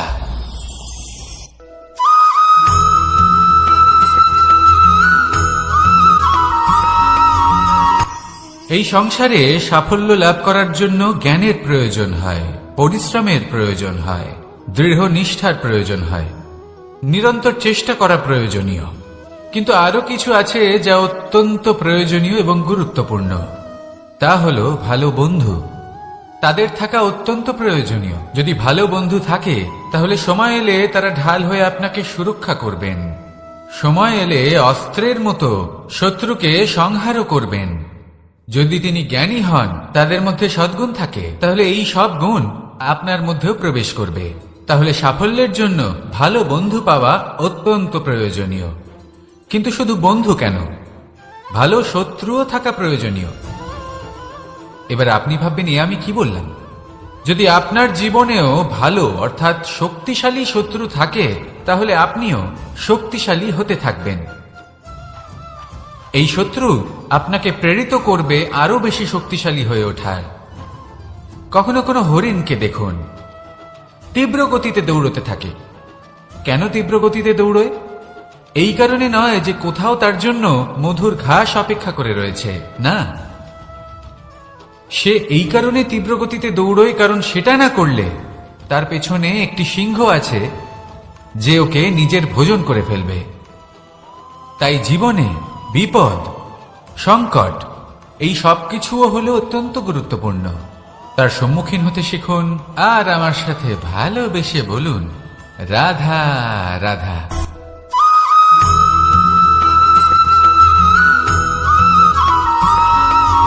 কথায় আছে, প্রত্যেক পুত্র তার পিতার প্রতিচ্ছবি হয়, আর সমস্ত প্রতিচ্ছবি চায় যেন সে তার অস্তিত্ব প্রাপ্ত করতে পারে। পুত্র চায় সে যেন তার পিতার মতো হয়, বা কখনো কখনো তার থেকেও শ্রেষ্ঠ হয়। সেটা কোনো অনুচিত ব্যাপার নয়। অনুচিত তখন হয় যখন পুত্র নিজের পিতার মতো হবার স্বপ্ন পূরণ করতে গিয়ে বা তার থেকেও শ্রেষ্ঠ হওয়ার স্বপ্ন পূরণে অনুচিত পথের আশ্রয় নেয়। কারণ তারপরে সে তার পিতার গুণগুলি আত্মসাৎ করতে চায় না। সে শুধুই এটা চায় যে সংসারের চোখে যেন আমি শ্রেষ্ঠ প্রমাণিত হই। এটা অনুচিত। সংসারে এমন অনেক মানুষ আছেন যারা এই কারণে শ্রেষ্ঠ হওয়ার চেষ্টা করেন যাতে তার পরিবারের তার পিতার সম্মান বৃদ্ধি পায়। এমনও মানুষ থাকেন, আর এটাই হলো পার্থক্য উদ্দেশ্যের। মনে রাখবেন, যদি আপনার উদ্দেশ্য শুভ হয় তাহলে পথও শুভ হবে, যদি আপনার উদ্দেশ্য অশুভ হয় তাহলে পথও অশুভ হবে। তাহলে নিজের পিতার মতো হবার চেষ্টা অবশ্যই করুন, তার থেকেও শ্রেষ্ঠ হওয়ার চেষ্টা অবশ্যই করুন, কিন্তু মনে রাখবেন আপনার সংকল্প আর আপনার উদ্দেশ্য এই দুই শুভ হওয়া উচিত। তাহলে আসুন আর আমার সাথে ভালোবেসে বলুন, রাধা রাধা।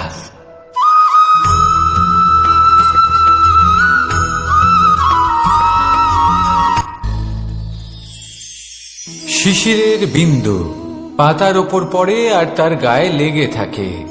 পাতা তাকে শুষে নিতে পারে না, আর শেষ পর্যন্ত সে ঝরে পড়ে যায়। অন্যদিকে রয়েছে মেঘ এবং চাতক। এদের মধ্যে অনেক দূরত্ব থাকে। মেঘ থাকে আকাশে আর চাতক থাকে ধরিত্রীতে। কিন্তু যখন এই মেঘ থেকে বৃষ্টি ঝরে পড়ে, এই চাতক কিন্তু সেই জলই পান করে, নয়তো সে তৃষ্ণার্ত থেকে যায়। এবার অন্যদিকে দেখলাম শিশির বিন্দু আর পাতার এই সম্পর্ক। এরা খুব কাছাকাছি থাকে, ঘনিষ্ঠও থাকে। অন্যদিকে রয়েছে মেঘ এবং চাতকের সম্পর্ক, যাদের মধ্যে অনেক দূরত্ব থাকা সত্ত্বেও তারা খুব ঘনিষ্ঠ, তাই না? এই সারমর্ম খুব সরল। এই নৈকট্য, এই দূরত্ব, তা আপনার সম্পর্কে প্রভাব কিছুতেই ফেলতে পারে না। এই নৈকট্য, এই দূরত্ব, এসব হলো শুধুমাত্র মনের ব্যাপার। কখনো আপনি অনুভব করেছেন আপনি কারোর থেকে অনেক অনেক দূরে আছেন, অনেক দূরে আছেন, তাও সেই ব্যক্তির প্রতি আপনি টান অনুভব করেন। সেখানে আপনি কারোর সাথে প্রত্যেক দিন অতিবাহিত করেন, সমস্ত জীবন অতিবাহিত করেন, সব থেকে বেশি সময় তার সাথে অতিবাহিত করেন, তাও তার প্রতি সেই টান অনুভব করেন না। এই সংকেত হলো মনের দূরত্বের। তাহলে মনের এই দূরত্ব দূর করুন আর আমার সাথে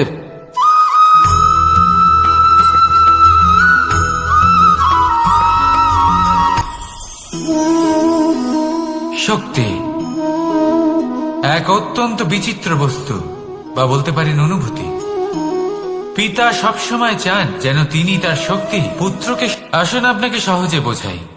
যদি আপনি সুপাত্র হন আর আপনাকে শক্তি দেওয়া হয়, তাহলে আপনি সেই শক্তির গুরুত্ব বুঝবেন, কোথায় সেই শক্তি প্রয়োগ করা উচিত সেটা বুঝবেন।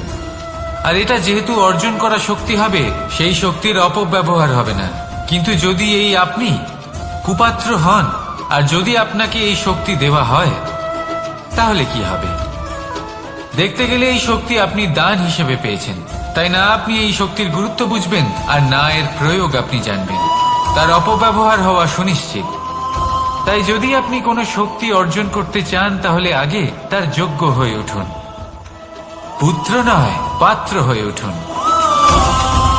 আর আমার সাথে ভালোবেসে বলুন, রাধা রাধা।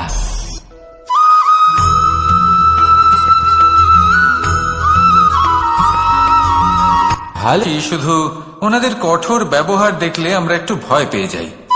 এবার ওনাদের এই কঠোর ব্যবহার আমাদের ভালো না লাগলেও অত্যন্ত আবশ্যক, কারণ মাতার থেকে আমরা যে শক্তি লাভ করি তা যেন নিয়ন্ত্রণ হারিয়ে বিধ্বংসী না হয়ে ওঠে। আমরা যেন কোনো কুপথে না চলে যাই, আমরা কখনো যেন দোষ না করে ফেলি। শুধু সেই জন্য পিতা এবং গুরু একটু কঠোর হয়ে ওঠেন, এবং ওনাদের এই কঠোর আচরণ ভবিষ্যতে গিয়ে আমরা অবশ্যই বুঝতে পারি। জীবনে কিছু বছর আমরা এগিয়ে যাই আর তারপর আমরা বুঝতে পারি যে বাবা এবং গুরু আমাদের যথেষ্ট ভালোবাসতেন, কিন্তু ওনাদের ভালোবাসার বহিঃপ্রকাশ আলাদা। প্রয়োজনীয় হলো এটা দেখার, এটা বোঝার যে শুরু থেকে আমাদের প্রতি ওনাদের আচরণ কেমন ছিল। ওনাদের কঠোর হওয়ার পেছনে ওনাদের ভালোবাসাটা বোঝার চেষ্টা করুন, ওনাদের চিন্তাটা বোঝার চেষ্টা করুন, ওনাদের পথপ্রদর্শনের আড়ালে আপনার ভবিষ্যতের জন্য যে পরিকল্পনা ওনারা করেছেন সেটা বোঝার চেষ্টা করুন। তখন আপনারা বুঝতে পারবেন ওনাদের ভালোবাসাকে। আপনার মনের মধ্যে আপনা থেকেই ওনাদের প্রতি সম্মান জেগে উঠবে। নিজের পিতা এবং নিজের গুরু এই দুজনের প্রতি কৃতজ্ঞতা প্রকাশ করুন আর আমার সাথে ভালোবেসে বলুন, রাধা রাধা।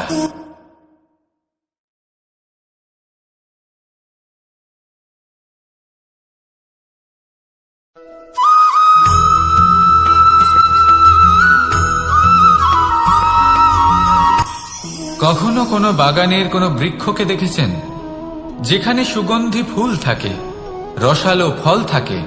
তখন মন প্রফুল্ল হয়ে ওঠে, মন থেকে সেই বৃক্ষের প্রতি ভালোবাসা জন্মায়। কিন্তু যিনি বাগানের মালিক, শুধুমাত্র তিনিই জানেন যে কিভাবে এই বৃক্ষকে আগলে রাখতে হয়, কিভাবে তার পরিচর্যা করলে এতে সুন্দর সুগন্ধি ফুল হবে, রসালো ফল হবে। কখনো কখনো প্রয়োজনের থেকে বেশি রোদ পেলে এই বৃক্ষগুলি শুকিয়ে যায়, প্রয়োজনের থেকে কম রোদ পেলেও এই বৃক্ষ কিন্তু শুকিয়ে যায়। প্রয়োজনের থেকে কম জল যদি পায়, এই বৃক্ষ শুকিয়ে যেতে পারে। প্রয়োজনের থেকে অতিরিক্ত জল যদি পায়, তখনও এই বৃক্ষের শিকড়গুলি নষ্ট হয়ে যেতে পারে। এবার এটাই কিন্তু আমাদের সংসারের সাথেও হয়। আমাদের সংসারের সকল প্রতিভাশালী ব্যক্তি, যেমন লেখক, বিচারক, প্রবক্তা, যোদ্ধা, এদের সবার ক্ষেত্রে এই কথাটাই প্রযোজ্য। যদি বেশি প্রশংসা করা হয় তাহলেও এরা হারিয়ে যাবেন। প্রয়োজনের থেকে বেশি যদি নিন্দা করা হয় তখনও তারা নত হয়ে পড়বেন।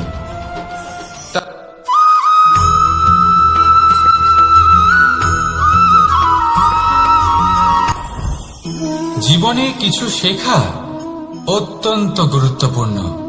এবার কি কি শিখতে হবে সেই সব শেখানোর জন্য অনেক শিক্ষক রয়েছেন, কিন্তু কি শিখবেন না আর কি করবেন না এটা আমাদের নিজের অভিজ্ঞতা দিয়ে শিখতে হয়।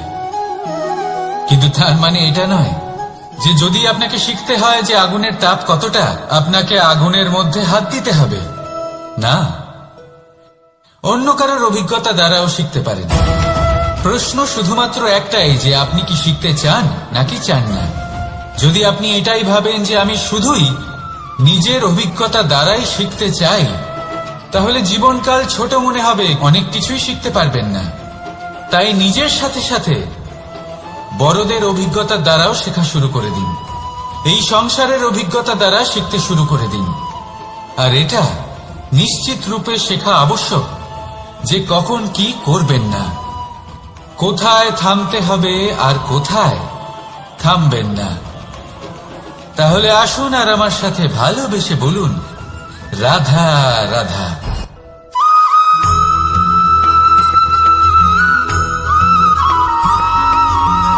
এই সংসারে সবথেকে বেশি কোমল বস্তু হলো রেশম। এই রেশম এতটাই কোমল হয় যে এর পুরো একটা থান শুধুমাত্র একটা হাতে ধরা সম্ভব। কখনো ভেবে দেখেছেন এই রেশম কিভাবে হয়? একটি কীট তার লালার দ্বারা উৎপন্ন হয়। এই কীট সেই রেশমকে পাক দিতে থাকে, পাক দিতেই থাকে, দিতেই থাকে, আর আস্তে আস্তে তার মধ্যেই জড়িয়ে পড়ে। শেষে ওর এই সুন্দর অমূল্য সৃষ্টি রেশমের এই সুতো তার নির্মাণ কার্য পূর্ণ হয়, কিন্তু তাতেই ও নিজে বন্দী হয়ে যায়। নিজেরই মায়াজালের এই বন্দী গৃহে নিজেই ফেঁসে যায়। এবার এই সুতোকে ব্যবহারযোগ্য করে তোলার জন্য এই কীটগুলিকে এই কবচের সাথেই ফুটন্ত জলে ফেলে দেওয়া হয়। এই সংসারে যদি আমাদের স্বপ্ন এই সংসারের দুঃখ হরণ করার জন্য, এই সংসারে সুখ বিতরণ করার জন্য হয়, তবেই আমাদের প্রগতি সম্ভব। যদি আমাদের এই স্বপ্ন শুধুই আমাদের এবং আমাদের স্বার্থ সিদ্ধির জন্য হয়, তাহলে এই স্বপ্ন আমাদের অন্ধ করে দেবে, আমাদের অন্ধকারের পথে নিয়ে যাবে, আর আমরাও সেই কীটের মতো হয়ে যাব। নিজেদেরই মায়াজালে আমরা নিজেই ফেঁসে যাব। আর শেষে আমরা যদি কিছু লাভ করি তা হবে একাকিত্ব, অন্ধকারময় মৃত্যু। তাই স্বপ্ন অবশ্যই দেখুন, কিন্তু এমন ভাবে স্বপ্ন দেখবেন না যে তার এই বন্দিগৃহে আপনি নিজেই ফেঁসে গেলেন। স্বপ্ন দেখুন পরোপকারে।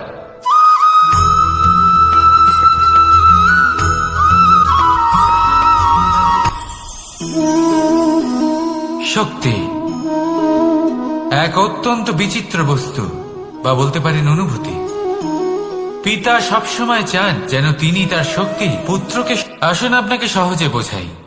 যদি আপনি সুপাত্র হন আর আপনাকে শক্তি দেওয়া হয়, তাহলে আপনি সেই শক্তির গুরুত্ব বুঝবেন, কোথায় সেই শক্তি প্রয়োগ করা উচিত সেটা বুঝবেন।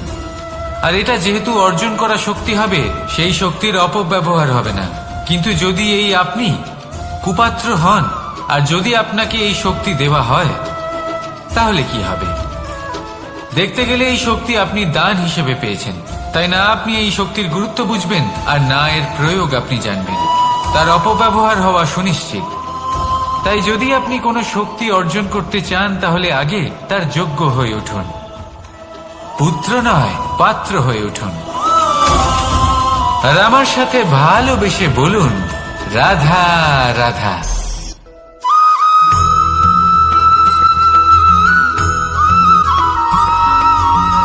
এই সংসারে প্রত্যেক মানুষ এটাই চান যে তিনি যেন ধনবান হন, আর্থিক অবস্থা তার ভালো থাকে, ওনার বাড়িতে লক্ষ্মীর আগমন হয়।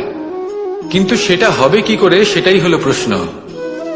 কেউ বলেন যে যদি পরিশ্রম করো তাহলে ধন অর্জন সম্ভব, কেউ বলেন যে যদি বিদ্যা লাভ হয় তবেই ধন অর্জন সম্ভব, কেউ বলেন যে যদি বলশালী হও তবেই সম্পন্ন থাকবে। ভালো কথা, যদি তাই হয়ে থাকে, তবে দিনমজুর সারা দিন পরিশ্রম করেন, তিনি কেন ধনী হন না? অনেকজন বিদ্বান মানুষ আছেন এই সংসারে, তারা কেন ধনবান হন না?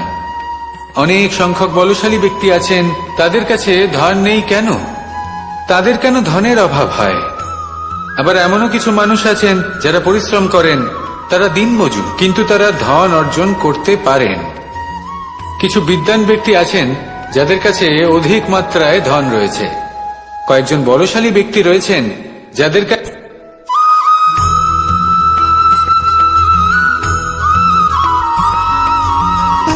সুখ, দুঃখ এবং শক্তি, এই তিন হলো এই সংসারের ত্রিদেবের মতো। আমাদের জীবনে যা কিছু ঘটছে এই তিনটির ভিত্তির উপরেই হচ্ছে। আসলে এই সংসারের একটা নিয়ম আছে, যখনই আপনি কিছু লাভ করেন, এই সংসার আপনার পরীক্ষা নেয়। এটা জানার জন্য আপনার পরীক্ষা নেয় যে আপনি যা কিছুই লাভ করেছেন, আপনি কি আদৌ সেটার যোগ্য কিনা। ঠিক সেইভাবেই এই সুখ, দুঃখ এবং শক্তি আপনার পরীক্ষা নিয়ে থাকে। যখন সুখ আসে তখন সে আপনার পরীক্ষা নেয় যে আপনার মধ্যে অহংবোধ জাগ্রত হয়নি তো। যদি অহংবোধ চলে আসে তাহলে সুখ সেখানেই সঙ্গ ত্যাগ করে। দুঃখ আপনার ধৈর্যের পরীক্ষা নিতে থাকে, আর যদি আপনার মধ্যে ধৈর্য না থাকে তাহলে এটা আপনাকে আরো বেশি দুঃখের গভীর অন্ধকারে ঠেলে দেবে। সেখানে শক্তি পরীক্ষা নেয় আপনার বিনম্রতার। যদি আপনি বিনম্র না হন, তাহলে হয় এই শক্তি আপনার সঙ্গ ত্যাগ করবে, নয় এই শক্তি বিনম্রতার অভাবে আপনার পতনের কারণ হতে পারে। এই সংসারে যে কোনো ব্যক্তি যিনি এই পরীক্ষায় উত্তীর্ণ হয়ে থাকেন, এই জীবনে তিনি সাফল্য লাভ করেন। আসুন আমার সাথে ভালোবেসে বলুন, রাধা রাধা।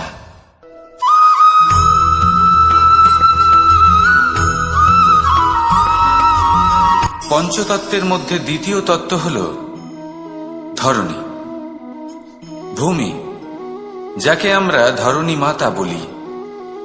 এই ধরণী ধৈর্য ধারণ করে, আর এর ওপরেই আমাদের সমগ্র সংসার নির্ভরশীল। কারণ এই ভূমি সহ্য ক্ষমতা রাখে, এর সহ্য ক্ষমতা হল অপরিসীম। সন্তান যতই আঘাত প্রদান করুক না কেন, প্রেম পূর্বক সহ্য করে, আর তার বদলে অমূল্য রত্ন প্রদান করে। সন্তান যদি হাল চালায় তাহলে তার বদলে তাকে অন্ন প্রদান করে। এটাই হলো ধরনী। এবার এর থেকে আমরা কি শিক্ষা পেতে পারি? এটাই যে কারোর জন্য কিছু করা বা কাউকে কিছু দেওয়া মনে কোনো কামনা ছাড়াই। আর এই কথাটা বুঝে যান, যদি কারোর জন্য কামনা না রেখে বা কোনো পাওয়ার আশা না রেখে কারোর জন্য কিছু করেন বা কারোকে কিছু দেন, যদি এটা আপনি শিখতে পারেন তবে আপনি ভালোবাসতে শিখে গেছেন। আর সেই জন্যই এই ধরিত্রীকে মাতা বলা হয়। কারণ মাতা শুধু উনি নন যিনি গর্ভে সন্তানকে ধারণ করেন, মাতা তো উনিও যিনি জীবন বাঁচতে শেখান, যিনি জীবন বাঁচার উদাহরণ প্রদান করেন। তাহলে ধরনীর থেকে এই নিঃস্বার্থ ভাব শিখুন, নিঃস্বার্থ ভালোবাসা শিখুন, আর এই ভালোবাসার সাথেই বলুন রাধা রাধা।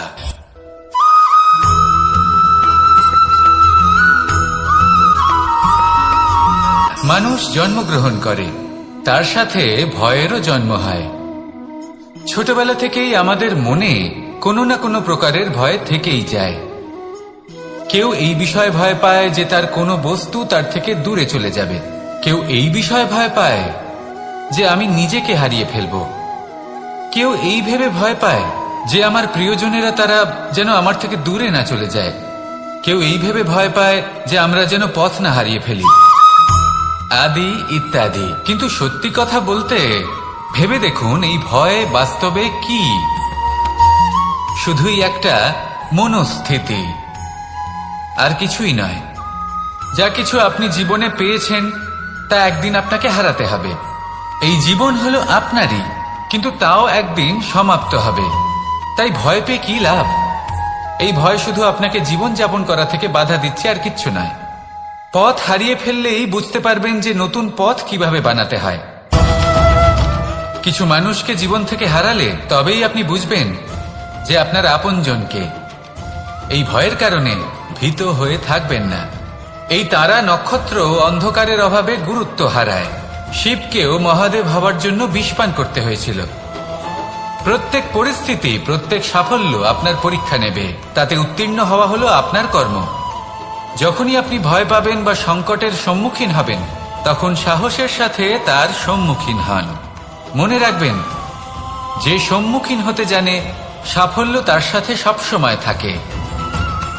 আসুন আর আমার সাথে ভালোবেসে বলুন রাধা রাধা।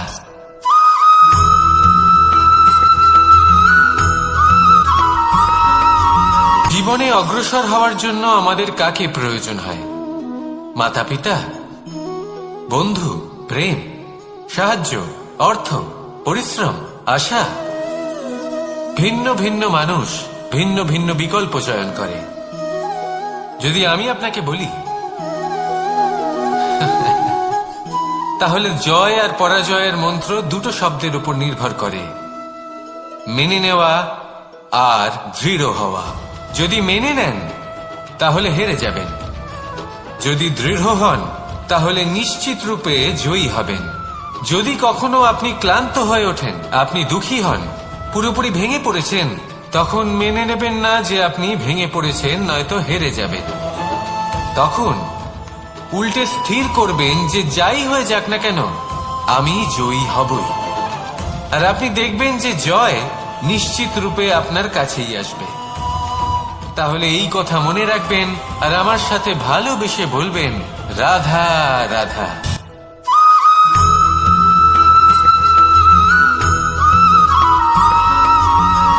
এই সংসারে কোনো বস্তু হোক বা ব্যক্তি হোক, তার একার গুরুত্ব কিন্তু খুব বেশি নয়।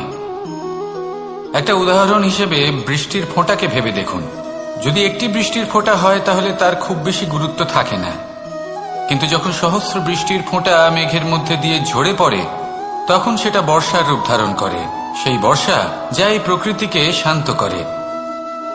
সেইভাবেই পাথরের ছোট টুকরো তার খুব বেশি গুরুত্ব থাকে না, কিন্তু যখন অসংখ্য পাথরের টুকরো একত্রিত হয় তখন তা পর্বতের আকার ধারণ করে। সেইভাবেই কিছু মানুষ যখন একত্রিত হন তখন তৈরি হয় পরিবার, কিছু পরিবার যখন একত্রিত হয় তখন তৈরি হয় সমাজ, যখন অনেক সংখ্যক সমাজ একত্রিত হয় তখন তৈরি হয় রাজ্য।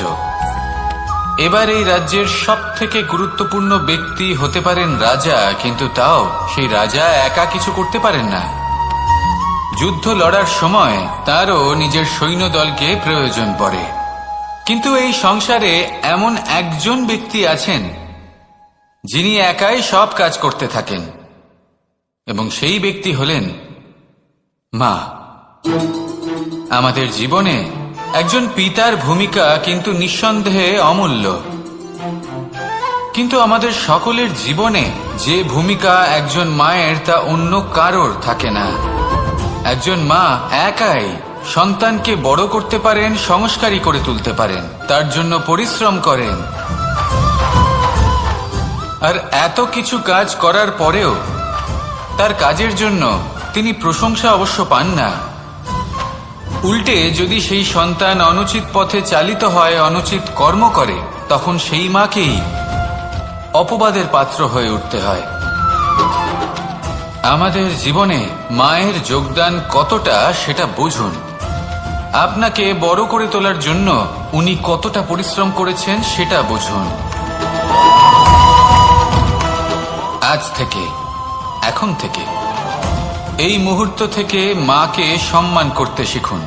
যখন সময় পাবেন, যখন সুযোগ হবে, তখন তার প্রশংসা করুন, ওনারও ভালো লাগবে।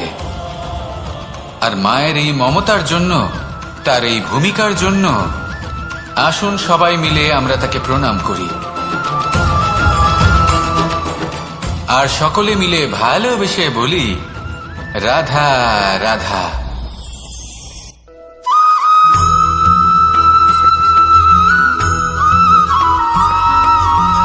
এই সংসারের সব থেকে গুরুত্বপূর্ণ তত্ত্ব কোনটা? প্রথম হলো সময়। জন্ম থেকে মৃত্যু পর্যন্ত এই যে সময়, এটাই তো হলো জীবন।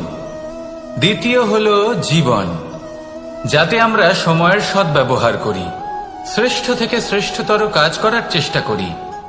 বহু বছরের এই পরম্পরা, এই সংস্কৃতিকে এগিয়ে নিয়ে যাওয়ার চেষ্টা করি।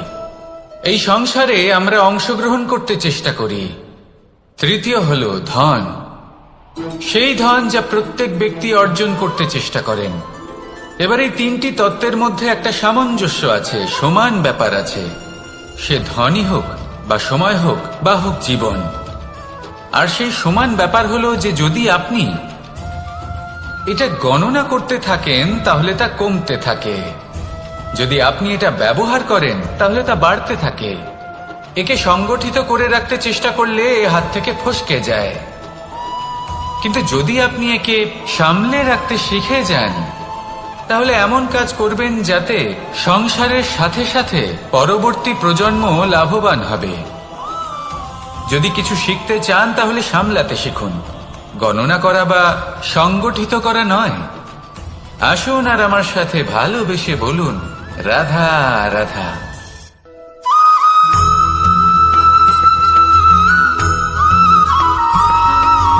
কথায় আছে, প্রত্যেক পুত্র তার পিতার প্রতিচ্ছবি হয়, আর সমস্ত প্রতিচ্ছবি চায় যেন সে তার অস্তিত্ব প্রাপ্ত করতে পারে। পুত্র চায় সে যেন তার পিতার মতো হয়, বা কখনো কখনো তার থেকেও শ্রেষ্ঠ হয়। সেটা কোনো অনুচিত ব্যাপার নয়। অনুচিত তখন হয় যখন পুত্র নিজের পিতার মতো হবার স্বপ্ন পূরণ করতে গিয়ে বা তার থেকেও শ্রেষ্ঠ হওয়ার স্বপ্ন পূরণে অনুচিত পথের আশ্রয় নেয়। কারণ তারপরে সে তার পিতার গুণগুলি আত্মসাৎ করতে চায় না।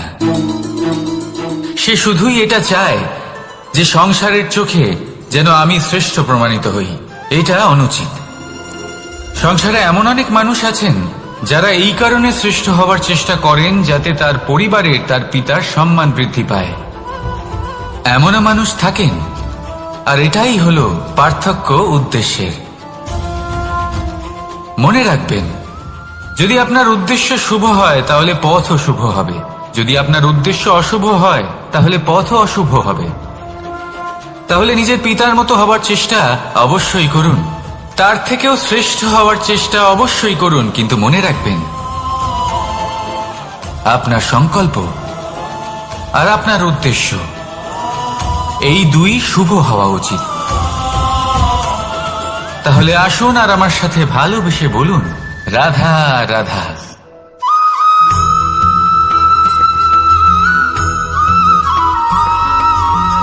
পিতা আর পুত্রের সম্পর্ক অত্যন্ত মধুর হয়ে থাকে। পিতা স্বপ্ন দেখেন, তাকে পূর্ণ করার সকল সম্ভাব্য চেষ্টা করেন, কিন্তু তাও অনেক সময় ওনার স্বপ্ন অপূর্ণ থেকে যায়। তখন পিতা ভাবেন যে স্বপ্ন উনি পূর্ণ করতে পারেননি, ওনার সন্তান তা অবশ্যই পূরণ করবে। যে স্থানে উনি কখনো পৌঁছতে পারেননি, সেই স্থানে ওনার পুত্র অবশ্যই পৌঁছবে। পিতা নিজের সন্তানের ভবিষ্যৎ নিয়ে সেই স্বপ্ন দেখেন, আর যখন সেই সন্তান সামনে এগোতে থাকে তখন তার দুঃখ হয় না, বরং গর্ব হয়। ওনার ভালো লাগে এটা দেখে যে ওনার সন্তান অনেক উন্নতি করছে। কিন্তু যখন সন্তান নিজের অভিভাবকের শক্তি দেখে, তার যশ দেখে হিংসা করতে থাকে, সমস্যা সেইখানেই শুরু হয়। সেই জন্য সকল সন্তানকে এটা মনে রাখতে হবে, দেখুন, পুত্র হবার সুবাদে, এক সন্তান হবার সুবাদে এটা হলো আপনার অধিকার যে আপনি আপনার পিতার থেকে বেশি উন্নতি করবেন। আপনার পিতাও এটাই চান, কিন্তু সুস্থভাবে এটা করুন। একটা রেখা টেনে নিন যাতে আপনি তাতে এগোতে পারেন আর আপনার পিতার তাতে গর্ববোধ হয়, আর সেই বিষয়ে দুঃখ না হয় যে আমার সন্তান আমাকেই ছোট করার চেষ্টা করছে। ইতিহাস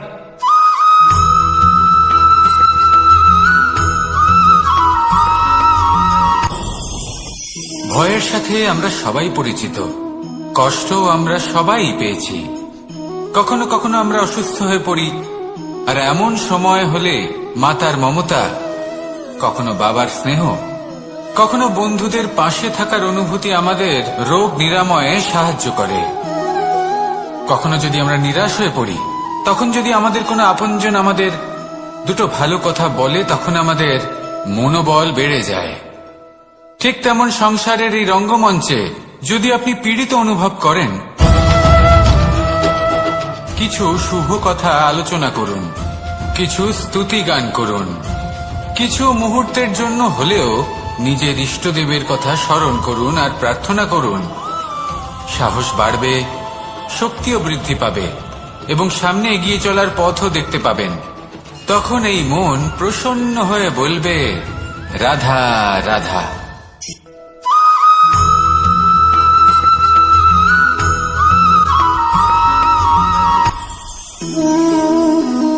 শক্তি এক অত্যন্ত বিচিত্র বস্তু, বা বলতে পারেন অনুভূতি।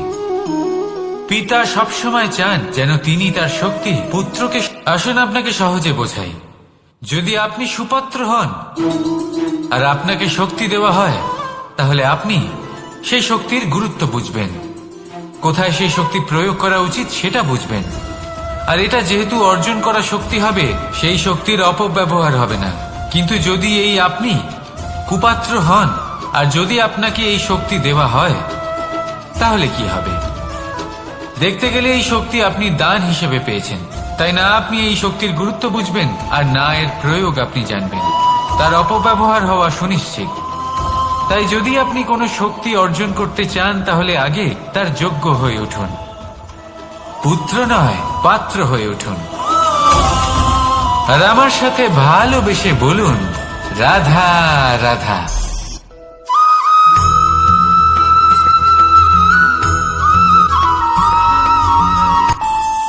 আমাদের মনে যখন কোনো প্রশ্ন ওঠে, কোনো দ্বন্দ্ব জাগে, তখন আমরা যাই আমাদের গুরুর কাছে, আমাদের আরাধ্যের কাছে গিয়ে জিজ্ঞেস করি।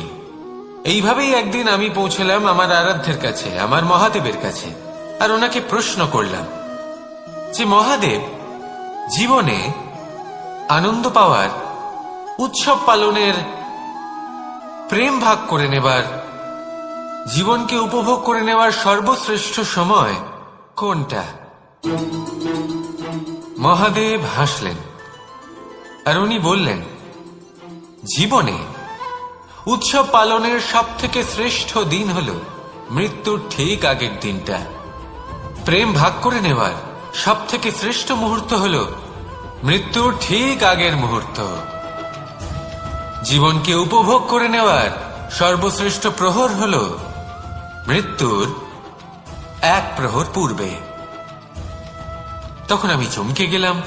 আমি বললাম, কিন্তু মহাদেব, মৃত্যু তো অনিশ্চিত, আমরা জানিও না কবে আমাদের মৃত্যু হবে। মহাদেব আবার হাসলেন।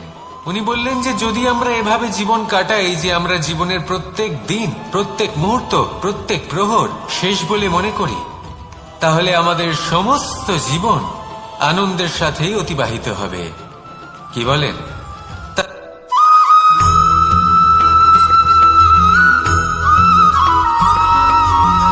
এই সংসারের সব থেকে গুরুত্বপূর্ণ তত্ত্ব কোনটা? প্রথম হলো সময়। জন্ম থেকে মৃত্যু পর্যন্ত এই যে সময়, এটাই তো হলো জীবন। দ্বিতীয় হলো জীবন, যাতে আমরা সময়ের সদ্ব্যবহার করি, শ্রেষ্ঠ থেকে শ্রেষ্ঠতর কাজ করার চেষ্টা করি।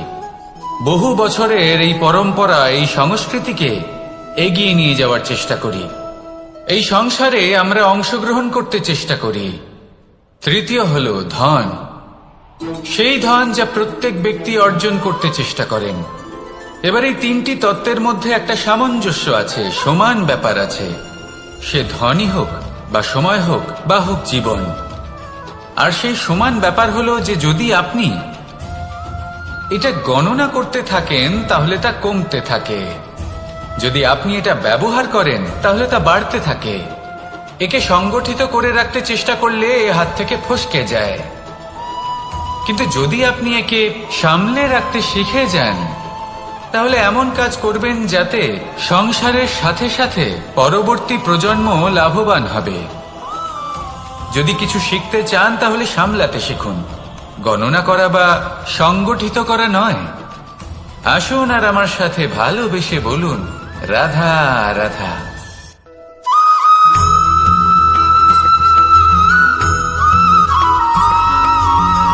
যখন আমরা কোনো বনে প্রবেশ করি তখন এই সবুজ ঘাস দেখে, এই কোমল ঘাস দেখে আমাদের মন প্রফুল্ল হয়ে ওঠে। ভিন্ন ভিন্ন প্রজাতির ফুল, ভিন্ন ভিন্ন রঙের ফুল দেখে এই মন আনন্দে ভরে ওঠে।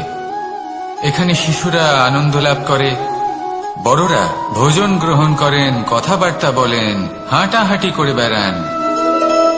এবার ভেবে দেখুন, যখন এই উপবনের নির্মাণ হয়েছিল সেই সময় যদি এই মাটিকে সঠিকভাবে খনন না করা হতো, যদি তাতে সঠিকভাবে বীজ রোপণ না করা হতো, যদি কোনো সংঘর্ষ না হতো, পরিশ্রম না করা হতো, যদি চলতে চলতে পায়ে কাঁটা না বিঁধে যেত, তাহলে এই সুন্দর বন দেখে আমরা কি এই আনন্দ লাভ করতে পারতাম? কখনোই নয়। ধরুন কোনো নদীর তটে সুন্দর একটি বন আছে, সেই বনের আনন্দ লাভ করতে গেলে আপনাকে সেই নদী পার করতেই হবে। যদি সুখের নদীর কাছে পৌঁছতে চান তাহলে তটে যে কাঁটা রয়েছে সেগুলোর সাথে সংঘর্ষ করতেই হবে। এই সংসারে যদি আপনি সুখ লাভ করতে চান তাহলে সুখ লাভের এই যাত্রা শুরু করতে হবে সংঘর্ষ দ্বারা। তাহলে সংঘর্ষকে স্বাগত জানান, এর পেছনেই সুখ রয়েছে যা আপনার জন্য অপেক্ষা করছে। এবার হাসুন আর আমার সাথে ভালোবেসে বলুন, রাধা।